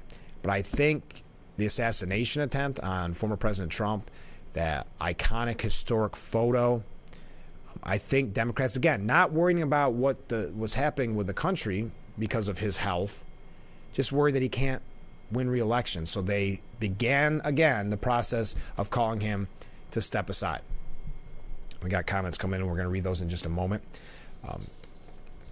Now the Biden campaign is changing its tune a little bit, and that's why I think we're starting to see some red flags that would make me believe that the campaign of Biden-Harris may be through. Biden campaign co-chair says president still seeking input despite claims he's committed to the campaign. Chris Coons, a longtime Biden ally, said, in my conversations with the president, he's been asking for input. He's been asking from all of us who talk to him regularly for advice, for counsel, for input on the polls, on the opinion of our colleagues. But he has communicated to every Democrat in writing that he intends to continue this campaign. And that's that letter that we talked about last week. We mentioned it with former Congressman Joe Sempolinski. We had a nice conversation about that. Biden said at the time, clearly and unequivocally, I wouldn't be running again if I did not absolutely believe I was the best person to beat Donald Trump in 2024. So we're going to talk more about this when we come back. But actually, when we come back, we're going to talk. We'll read a comment from a viewer. Then we're going to talk with Angela Daniels from the Salvation Army of Corning. That's coming up next. Right? Why am I second guessing myself? Yeah, no, I'm right. Okay. Comment from a viewer first. It was a long night, folks. The convention lasted long. You know that. All right. Can you imagine? This is from Ken. Can you imagine how great it would be if our politicians and media always told us the truth? I am sure, unless Gort from the movie The Day the Earth Stood Still comes to Earth to force them to tell the truth, they never will. The media, and to that other viewer's point, I'm telling you, the commentary during the debates, because I flipped all over. I was on as many channels as I could find the convention yesterday. To have these people just talking over every speech as if they have something important to say. And you hear what they have to say, and it's just recapping what the previous guest that they interrupted said, or the previous speaker that they interrupted said. It's so maddening. And yes, very often the whole time not telling the truth, to Ken's point. Like we mentioned with MSNBC, like we talked about with Joy Reid, becoming so conspiratorial. Their hatred for Trump has become so much that they're willing to push any conspiracy, any kind of lie. Because the New York Times, just like the New York Times said, we will do anything to stop Trump. We've got another comment here. I'm hoping Harris does debate Vance, as I predict she will lose and act like the phony Marxist she is, and Vance will eat her alive. I hope the only people, let me reword that. Harris congratulated J.D. Vance and said, I look forward to seeing you at the debate. The Trump campaign has not confirmed any debate or agreed to any vice presidential debate because, and it was more of a dig at Biden, saying, we don't know who's going to be on the top of the ticket and who's going to be the VP yet. So it'd be kind of presumptuous of us to do that. We'll wait until after the nominating process, kind of taking a dig there at Biden. So I would love to see that debate as well. And when I asked the question, what did you think of the Republican National Convention? I've seen comments from viewers and others I talked to saying that Vance was the highlight for them, learning more about him, excited about him being on the ticket. What was your takeaways from the convention? Do you think Biden will last the weekend? Those are just some of the questions we've been asking this morning. And because we heard former Governor Cuomo spend a lot of money on pollsters trying to gauge the reaction to him entering politics again, what do you think Cuomo's going to run for? There you go. All those questions and much more. But when we come back, Angela Daniels from the Salvation Army of Corning. So stay with us. This is Frankly Speaking here on WYDC TV. Big Fox will be right back.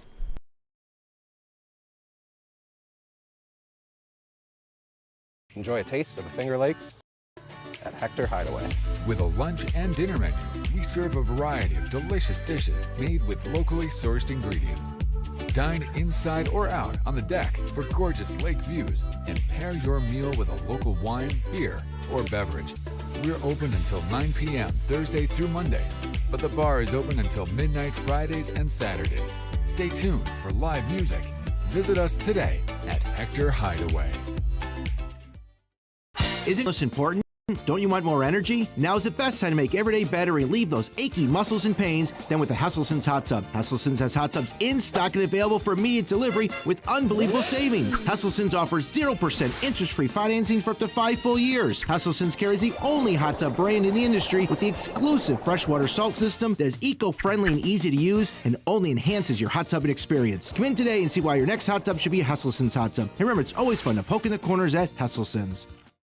What do you do when your tire goes flat and there's no air anywhere? You reach for Bullseye Pro. the smarter, faster, hands-free way to fill it up with air. Bullseye Pro is equipped with a rechargeable lithium-ion power plant. So fast and so convenient. It's like the power of an air compressor in the palm of your hand. Look, you can inflate all 4 tires on a single charge. It has a built-in smart pressure digital sensor that gauges and automatically stops when the set tire pressure is reached. Easily inflate pool toys, exercise balls, and more. Call or go online now and get the complete Bullseye Pro inflation system for the factory direct price of just $79.99. Plus, we'll ship your entire order free, and we'll give you a 50% discount on a second one. Order now. To order, call 1-800-977-4997. That's 1-800-977-4997, or go to getbullseyepro.com.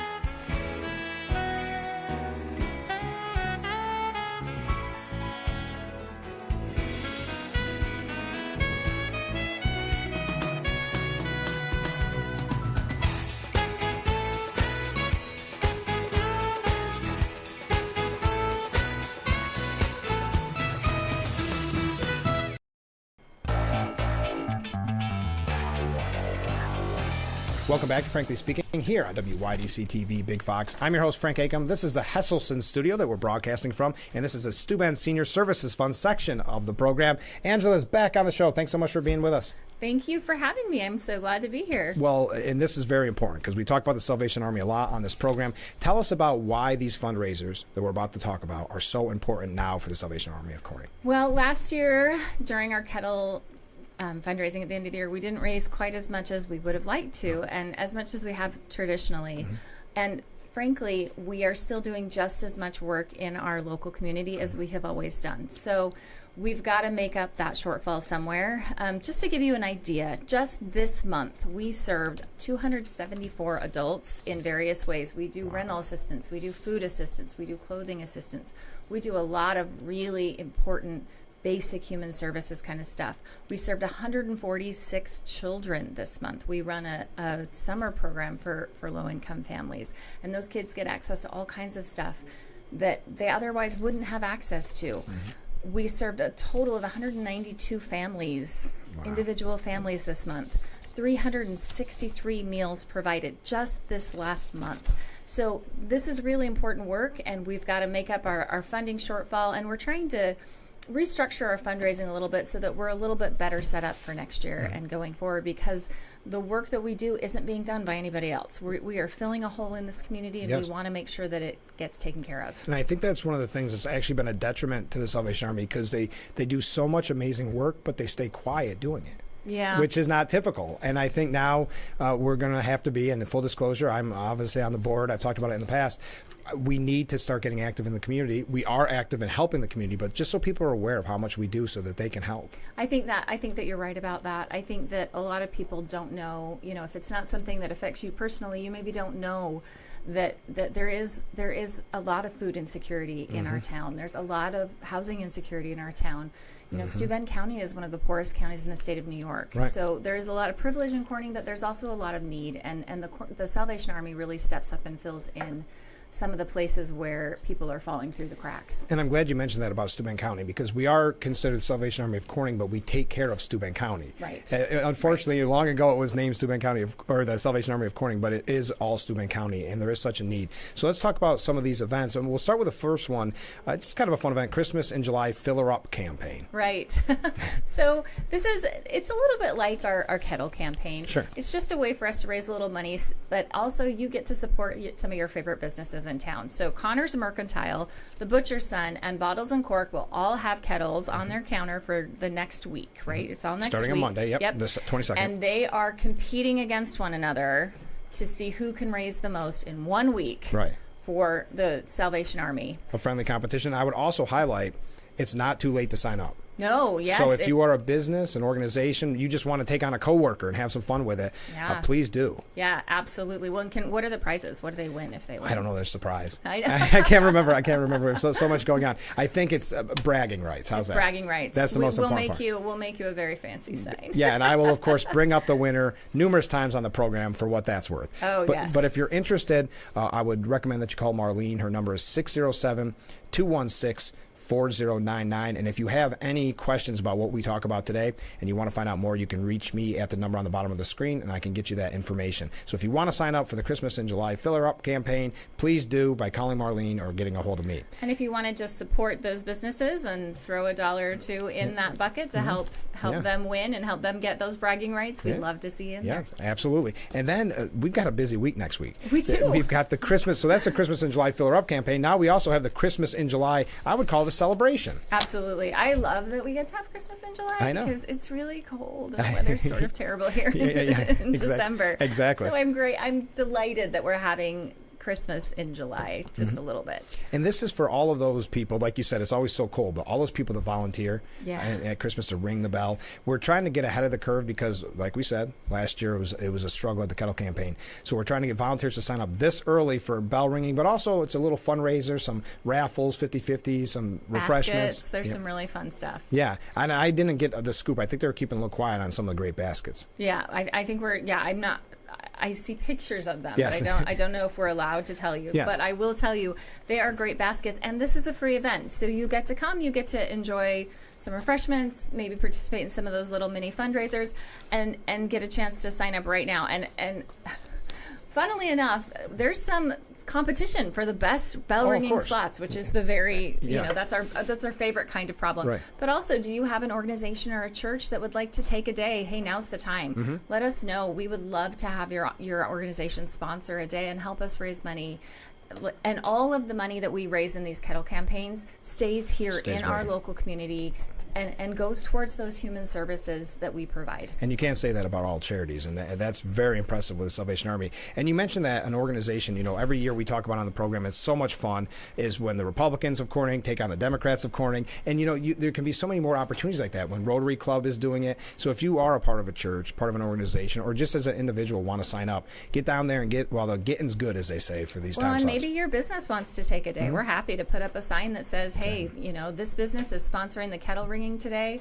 We'd love to support any way that you want to help out our community. We are happy to work with you on that. I know it seems early, but let's face it, Christmas will be here in no time. So the event is Wednesday, July 24th. It's next Wednesday from 6 to 8 p.m. Just stop in, say hi, bring your calendar so you know which day you want to sign up for. But the need is there for the Salvation Army, but also just the fun of it. It's so Christmas, It is. I can't think of Christmas without hearing the bell ringing. It's a very traditional part of Christmas, especially in Corning with the bell ringers out on Centerway Square every year. It's a lot of fun. We would love to, and we'd love to bring in some groups that haven't done that with us before. Does your church have a choir that wants to come sing while you bell ring or something like that? We'd love that. That would be wonderful. Yeah, and trust me, it's a rewarding experience. You'll have such a great time. You'll make new friends as they stop by, and it's not Christmas until you do. Well, and you don't have to be an organization. It even can just be your family. It can be a new family holiday tradition every year, a way that you give back. And it's only a couple hours of your time, costs you nothing. Right. And it's a way that does really make a difference in our community. And we talk about the commercialization of Christmas so much. This always comes up at Christmas. This is your way to give back to the community, and I can't recommend it enough. But also, before we talked about Christmas now, but let's take a step back. We've got a very big celebration coming up in September. We do. We got to mark your calendar because I'm going to tell you a lot more about it on this program. But we want you to save the date. We want you to save the date. So I'll let you take over about the special celebration. Absolutely. So on September 8th, we are going to have our first annual Salvation Army Barbecue Picnic Benefit to celebrate 140 years of the Salvation Army in Corning. Think of that number. Right.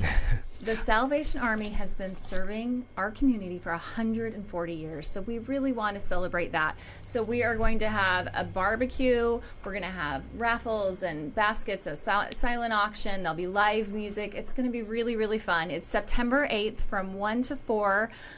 Corning Catering is working with us on this. There'll be raffles. We're looking for sponsors still. If you'd like to sponsor us in any way, if you'd like to donate a basket to the silent auction or anything else to the silent auction, we would be delighted to talk to you about that. If you want to participate in that as a sponsor or donate something, you can reach out to Mick at 607-684-2006, or again, if you have any questions, you can reach out to the number at the bottom of your screen and you can go through Frank. But we just want you to mark that on your calendar, and what a great way to kind of celebrate the end of summer. Right. One last big blowout. It's family friendly. Bring your family.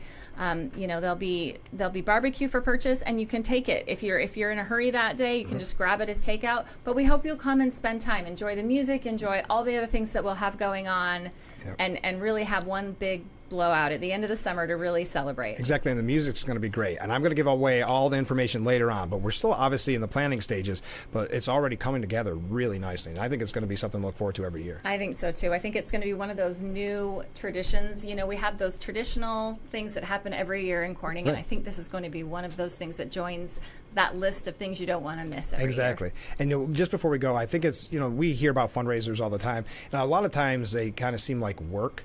But these are actual fun fundraisers, These are events that you actually want to participate in. And that's why I think the Salvation Army is unique in that way, that you're doing great things for the community and you're also having a good time doing it. Absolutely. Can't beat that. So, Angela, thanks so much for being on the show. And I know we'll have you on again soon as some of these events near, okay? Anytime. All right. We'll be right back with Frankly Speaking. Stay with us.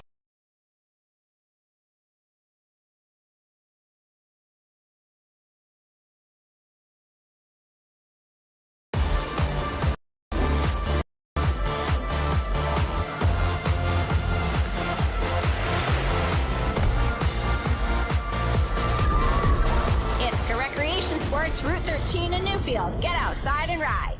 The Oak Ridge Boys American-made farewell tour. Celebrating 50-plus years of touring.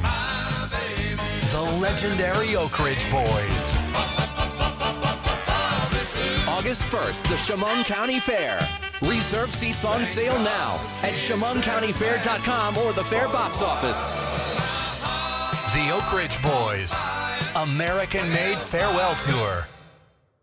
Are you over 50? Would you like to get up to 33% more income in retirement? Then call now and get this free book, Annuity Do's and Don'ts for Baby Boomers, from a leading financial firm on maximizing your income in retirement. This book reveals little-known secrets about annuity strategies in simple-to-understand terms that can help you make the right choices before buying an annuity. And if you call right now, as a bonus, we'll throw in a free annuity rate report. We've researched over 1,200 annuities summarizing the rates and benefits for you. So don't miss out on this opportunity because supplies are limited. Call now and find out how you can get up to 33% more income in your retirement, and you'll receive Annuity Do's and Don'ts for Baby Boomers and the Annuity Rate Report as an added bonus. Both books are yours free, just for calling Annuity General today.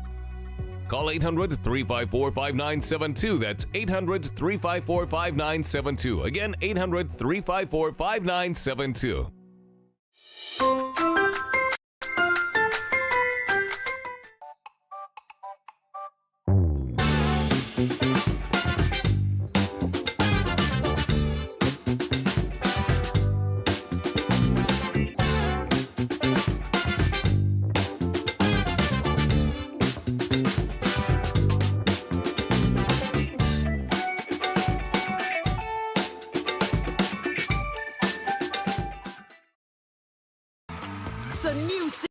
Of Sherry.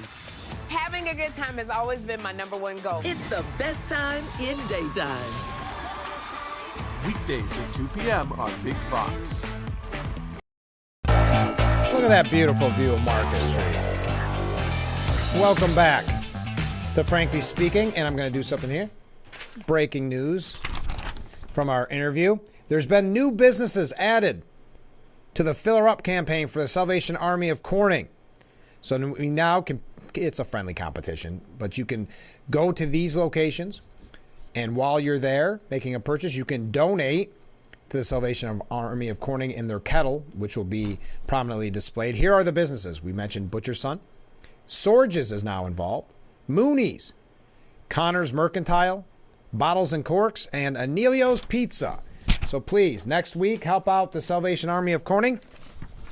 Stop into one of those locations and make a donation for all the good that they do. Okay, one other announcement. I'm going to try something here on the fly because we got a pretty cool picture, and I can't do it. So first I'm going to show you this, which is, I understand, is an event that already happened. Trust me, I am well aware. But we're going to see if we can do this. No, okay, I can't show it. We had a beautiful picture, and for whatever reason, I knew I couldn't do it quickly on the fly. I apologize. It was a beautiful picture of Keuka Lake because we received a wave. Hello from Keuka Lake. Morning coffee with a view. Sorry, I have to normally have photos pre-planned, and I thought maybe I had it figured out, but I did not. So I apologize over that. And I don't think it'll come up that way either. Nope. All right.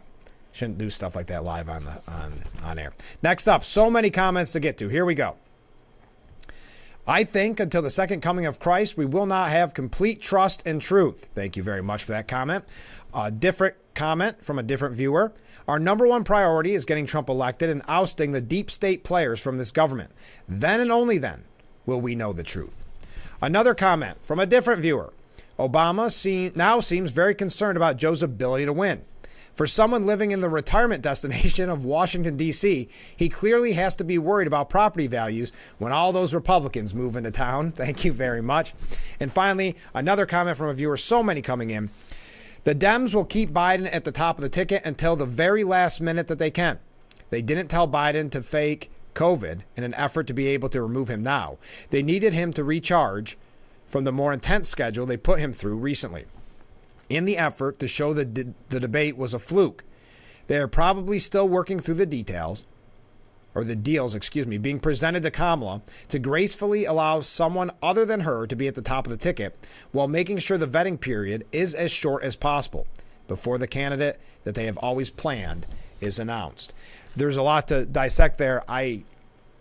There's two schools of thought, and I don't disagree at all, Ken, that every day that goes by, it's worse for the Democrats before he drops out, if he does drop out. But I agree to your point.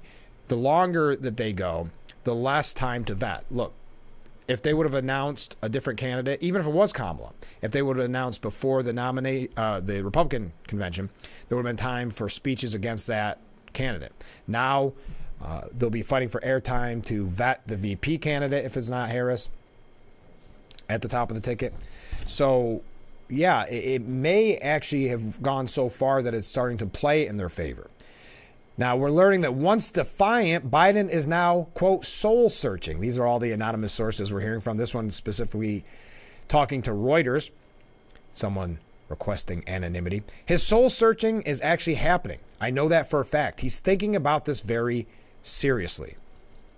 It feels like it's a matter of when, not if.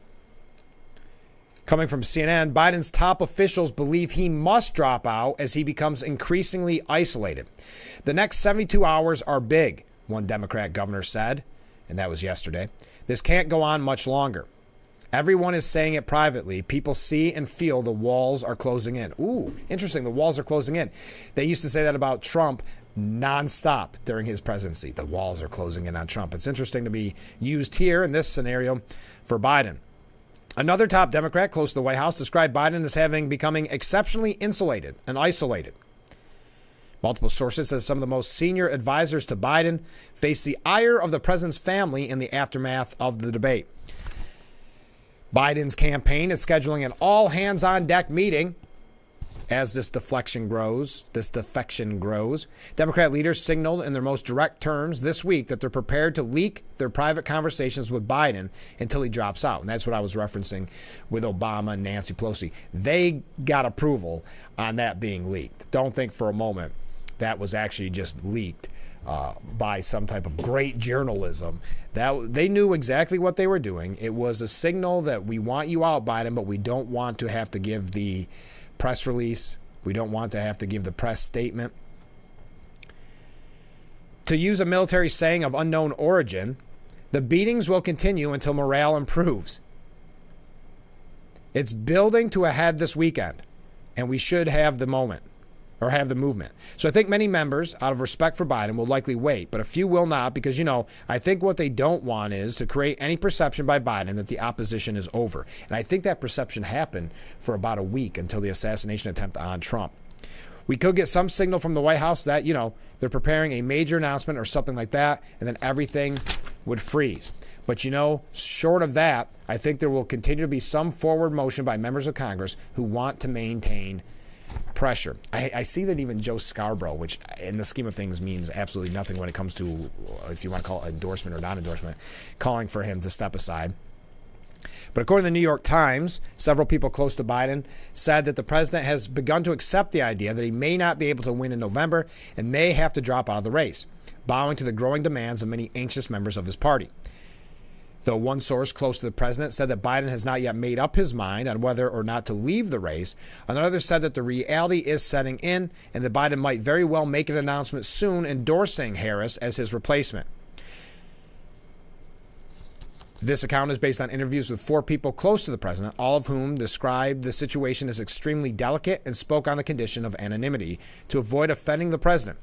Mr. Biden remained in isolation at his vacation home in Delaware after being diagnosed with COVID on Wednesday.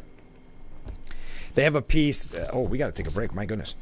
There's a piece at CNN, Inside the Doom Loop of Joe Biden's campaign. Multiple leading Democrats tell CNN they feel caught in what one described as a doom loop, with every move to keep Biden in or push him out, further destroying their chances against Trump. That is what I think is one of the very fascinating points of this, that while Trump is having a lot of great attention on him from the speech last night, the convention in general, his pick of Vance, his survival of that assassination attempt, that he is showing himself triumphant, while Biden, on the other hand, has his own party turning on him, which is so rare. As you know, some of the watched politics for so long, you know that Democrats normally rally around each other. But what happened this time? They saw the writing on the wall that he couldn't win the election. So it was never about his health and about the security of this country. They never called on him to resign when they saw the obvious issues for the last 2.5, 3 years. Never once did they call for him to step down then. It only mattered to them when it came down to election time, when it came down to whether or not he would win the election. That's very telling. We've got more comments coming in. When we come back, we'll read those. Man, the show's almost over, so stay with us. Wrapping things up here on Frankly Speaking.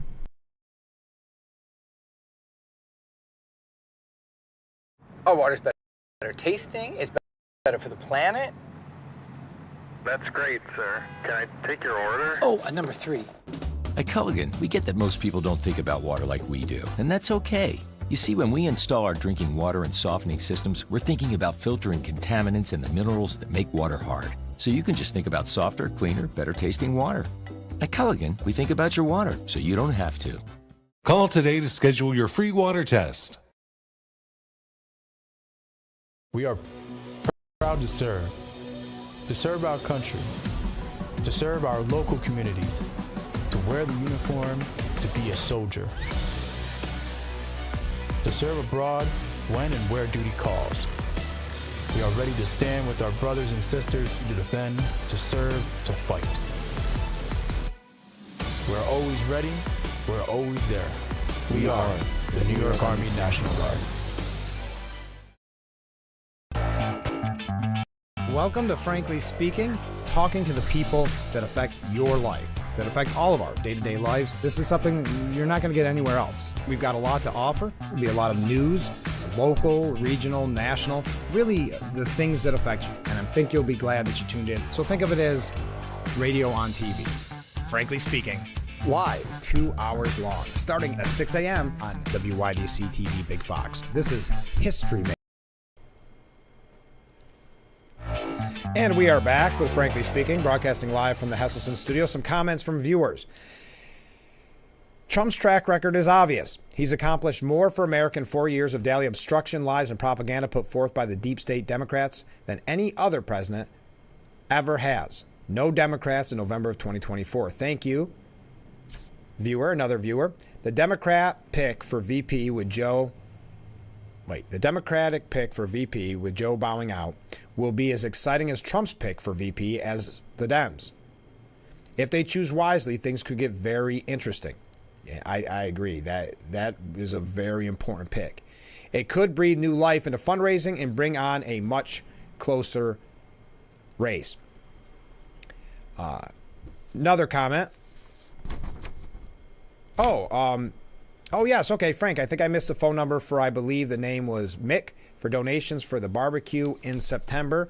Yes, absolutely. Hold on, let me grab my paperwork here. That's in regards to the Salvation Army, so grab your pen. And I will text this to you as well. But for anybody else who may have missed it, the Salvation Army is holding a big barbecue picnic benefit to celebrate 140 years of the Salvation Army being in Corning. It's going to be held on September 8th from 1 to 4 p.m. The food by Corning Catering. And we're looking for raffles, sponsors, things like that. So here is the number. And again, I will text this to you. But for those others that may have missed it, 607-684-2006. So again, 607-684-2006, and ask for Mick. I think that's her direct line. So thank you very much if you're going to take part in that. The Salvation Army does such amazing work, and I know I stress that a lot, and in full disclosure, I'm the chairman of the advisory board, but I see the numbers, and you heard Angela talk about those numbers, and there is a great need. Okay, so on the other end of the spectrum, we hear that everybody is kind of coming to the idea that Biden may resign. But no, one source says that Biden is furious about the growing calls to get him to exit, which could make him more, for lack of a better term, stubborn and stay in this thing. Lots of anger towards some donors for talking of money drying up if he doesn't quit, toward what they see as muted support for President Obama, and towards Dem leaders who, one source says, are hiding behind statements. If they want him out, they'll have to push him out.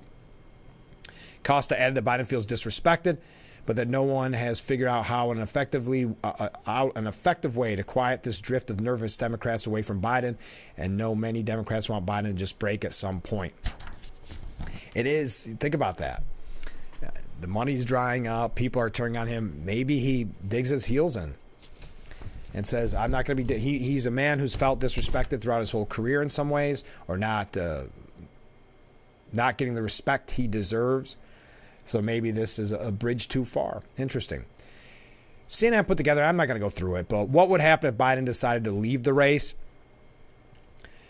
A growing collection of Democrats, you know all about that. It would not be an easy process, since Biden is already the presumptive nominee and the overwhelming choice of primary voters. He faced little opposition in the primaries, and the fact that he won nearly all the party delegates means it's very unlikely he'd be forced out of the race against his will. Maybe they should give it to the guy that got, one electoral or one delegate, America Samoa. Remember that weird story? This isn't the 60s. Voters choose the nominee. He is the nominee, said David Axelrod. Well, if he's a nominee, they should be thinking, boy, they painted themselves into a corner. It's as simple as that. Who would replace Biden, CNN asks? You can assume, for instance, Harris would be at the top contender to head the ballot in such a scenario, but there could be other potential candidates who previously argued they could run a more effective campaign against Trump, like Gavin Newsom, who offered unqualified support for Biden after the debate. Could he challenge Harris at the convention? Settling on a replacement would be divisive and ugly. It would be up to the delegates to decide in a series of votes after frantic lobbying who to pick.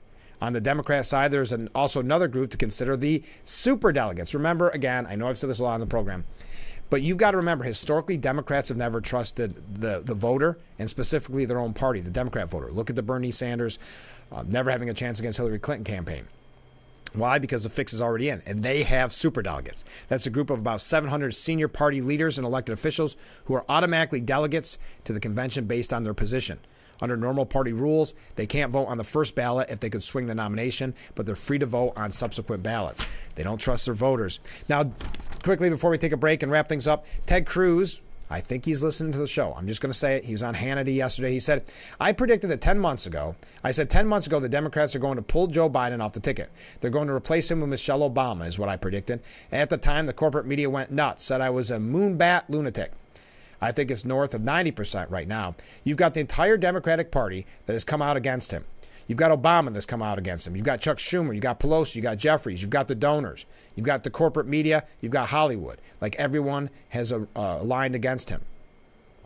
Look, Everyone who was paying attention knew a year ago, 2 years ago, 3 years ago, that Biden's mental capabilities had diminished. You're right. No Democrat cared. They didn't care until they believed he was going to lose.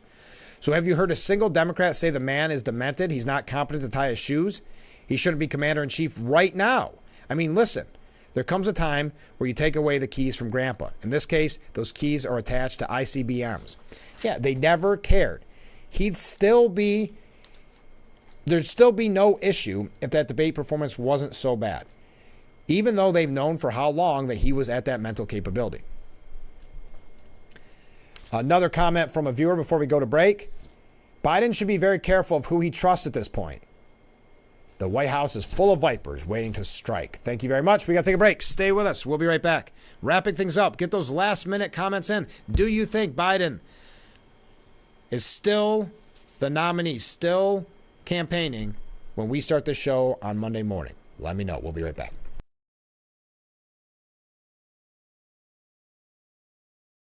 Make it Ford Summer Sales Event. A new Ford at 0% interest for 36 months on new Ford F-150s, Expeditions, Explorers, and Escapes.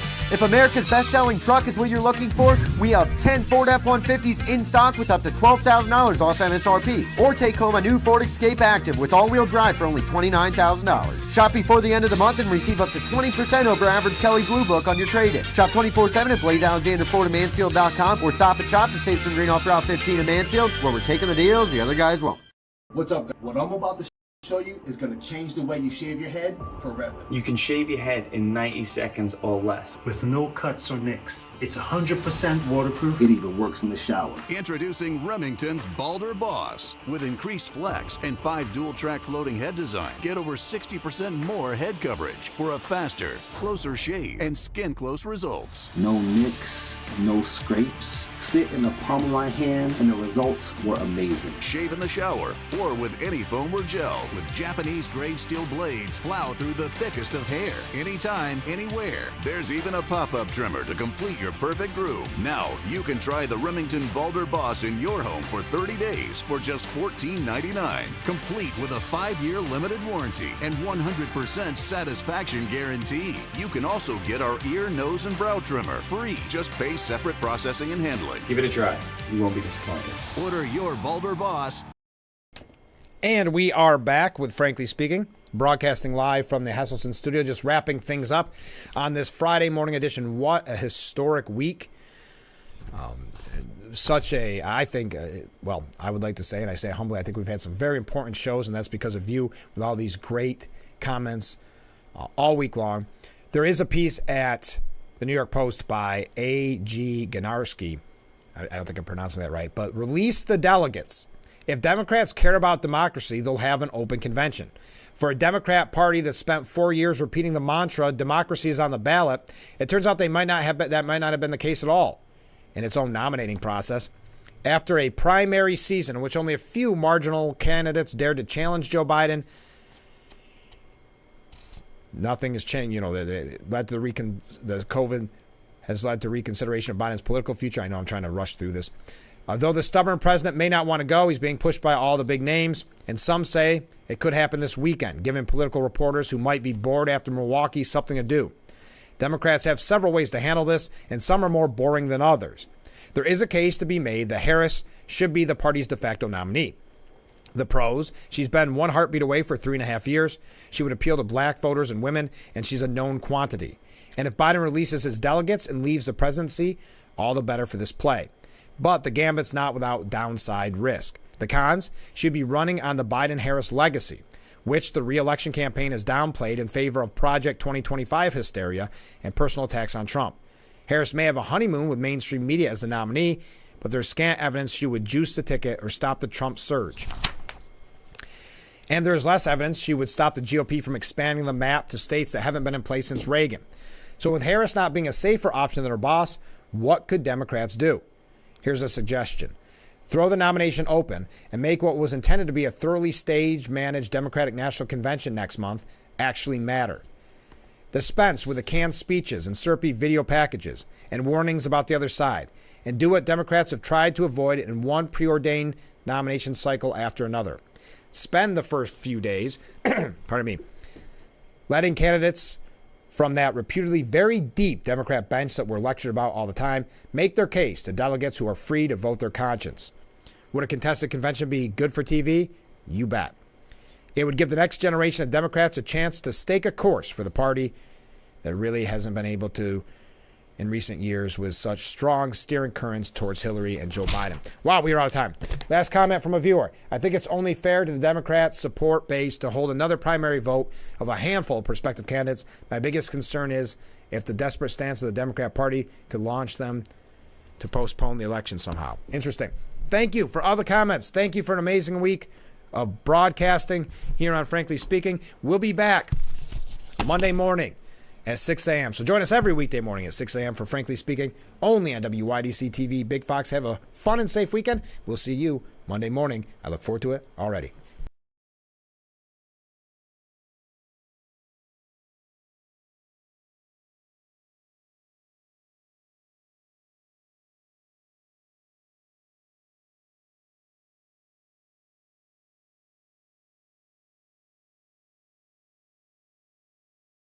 I'm Marianne Crawford. I've lived here for 70 years, but I do fine right here in my house, and I want to be here as long as I can be. And I feel comfortable knowing that if something happened to me, someone would know because of the cameras that are installed in various spots in my home. That has been a wonderful gift to me to be able to have that security and that support from Full Circle America.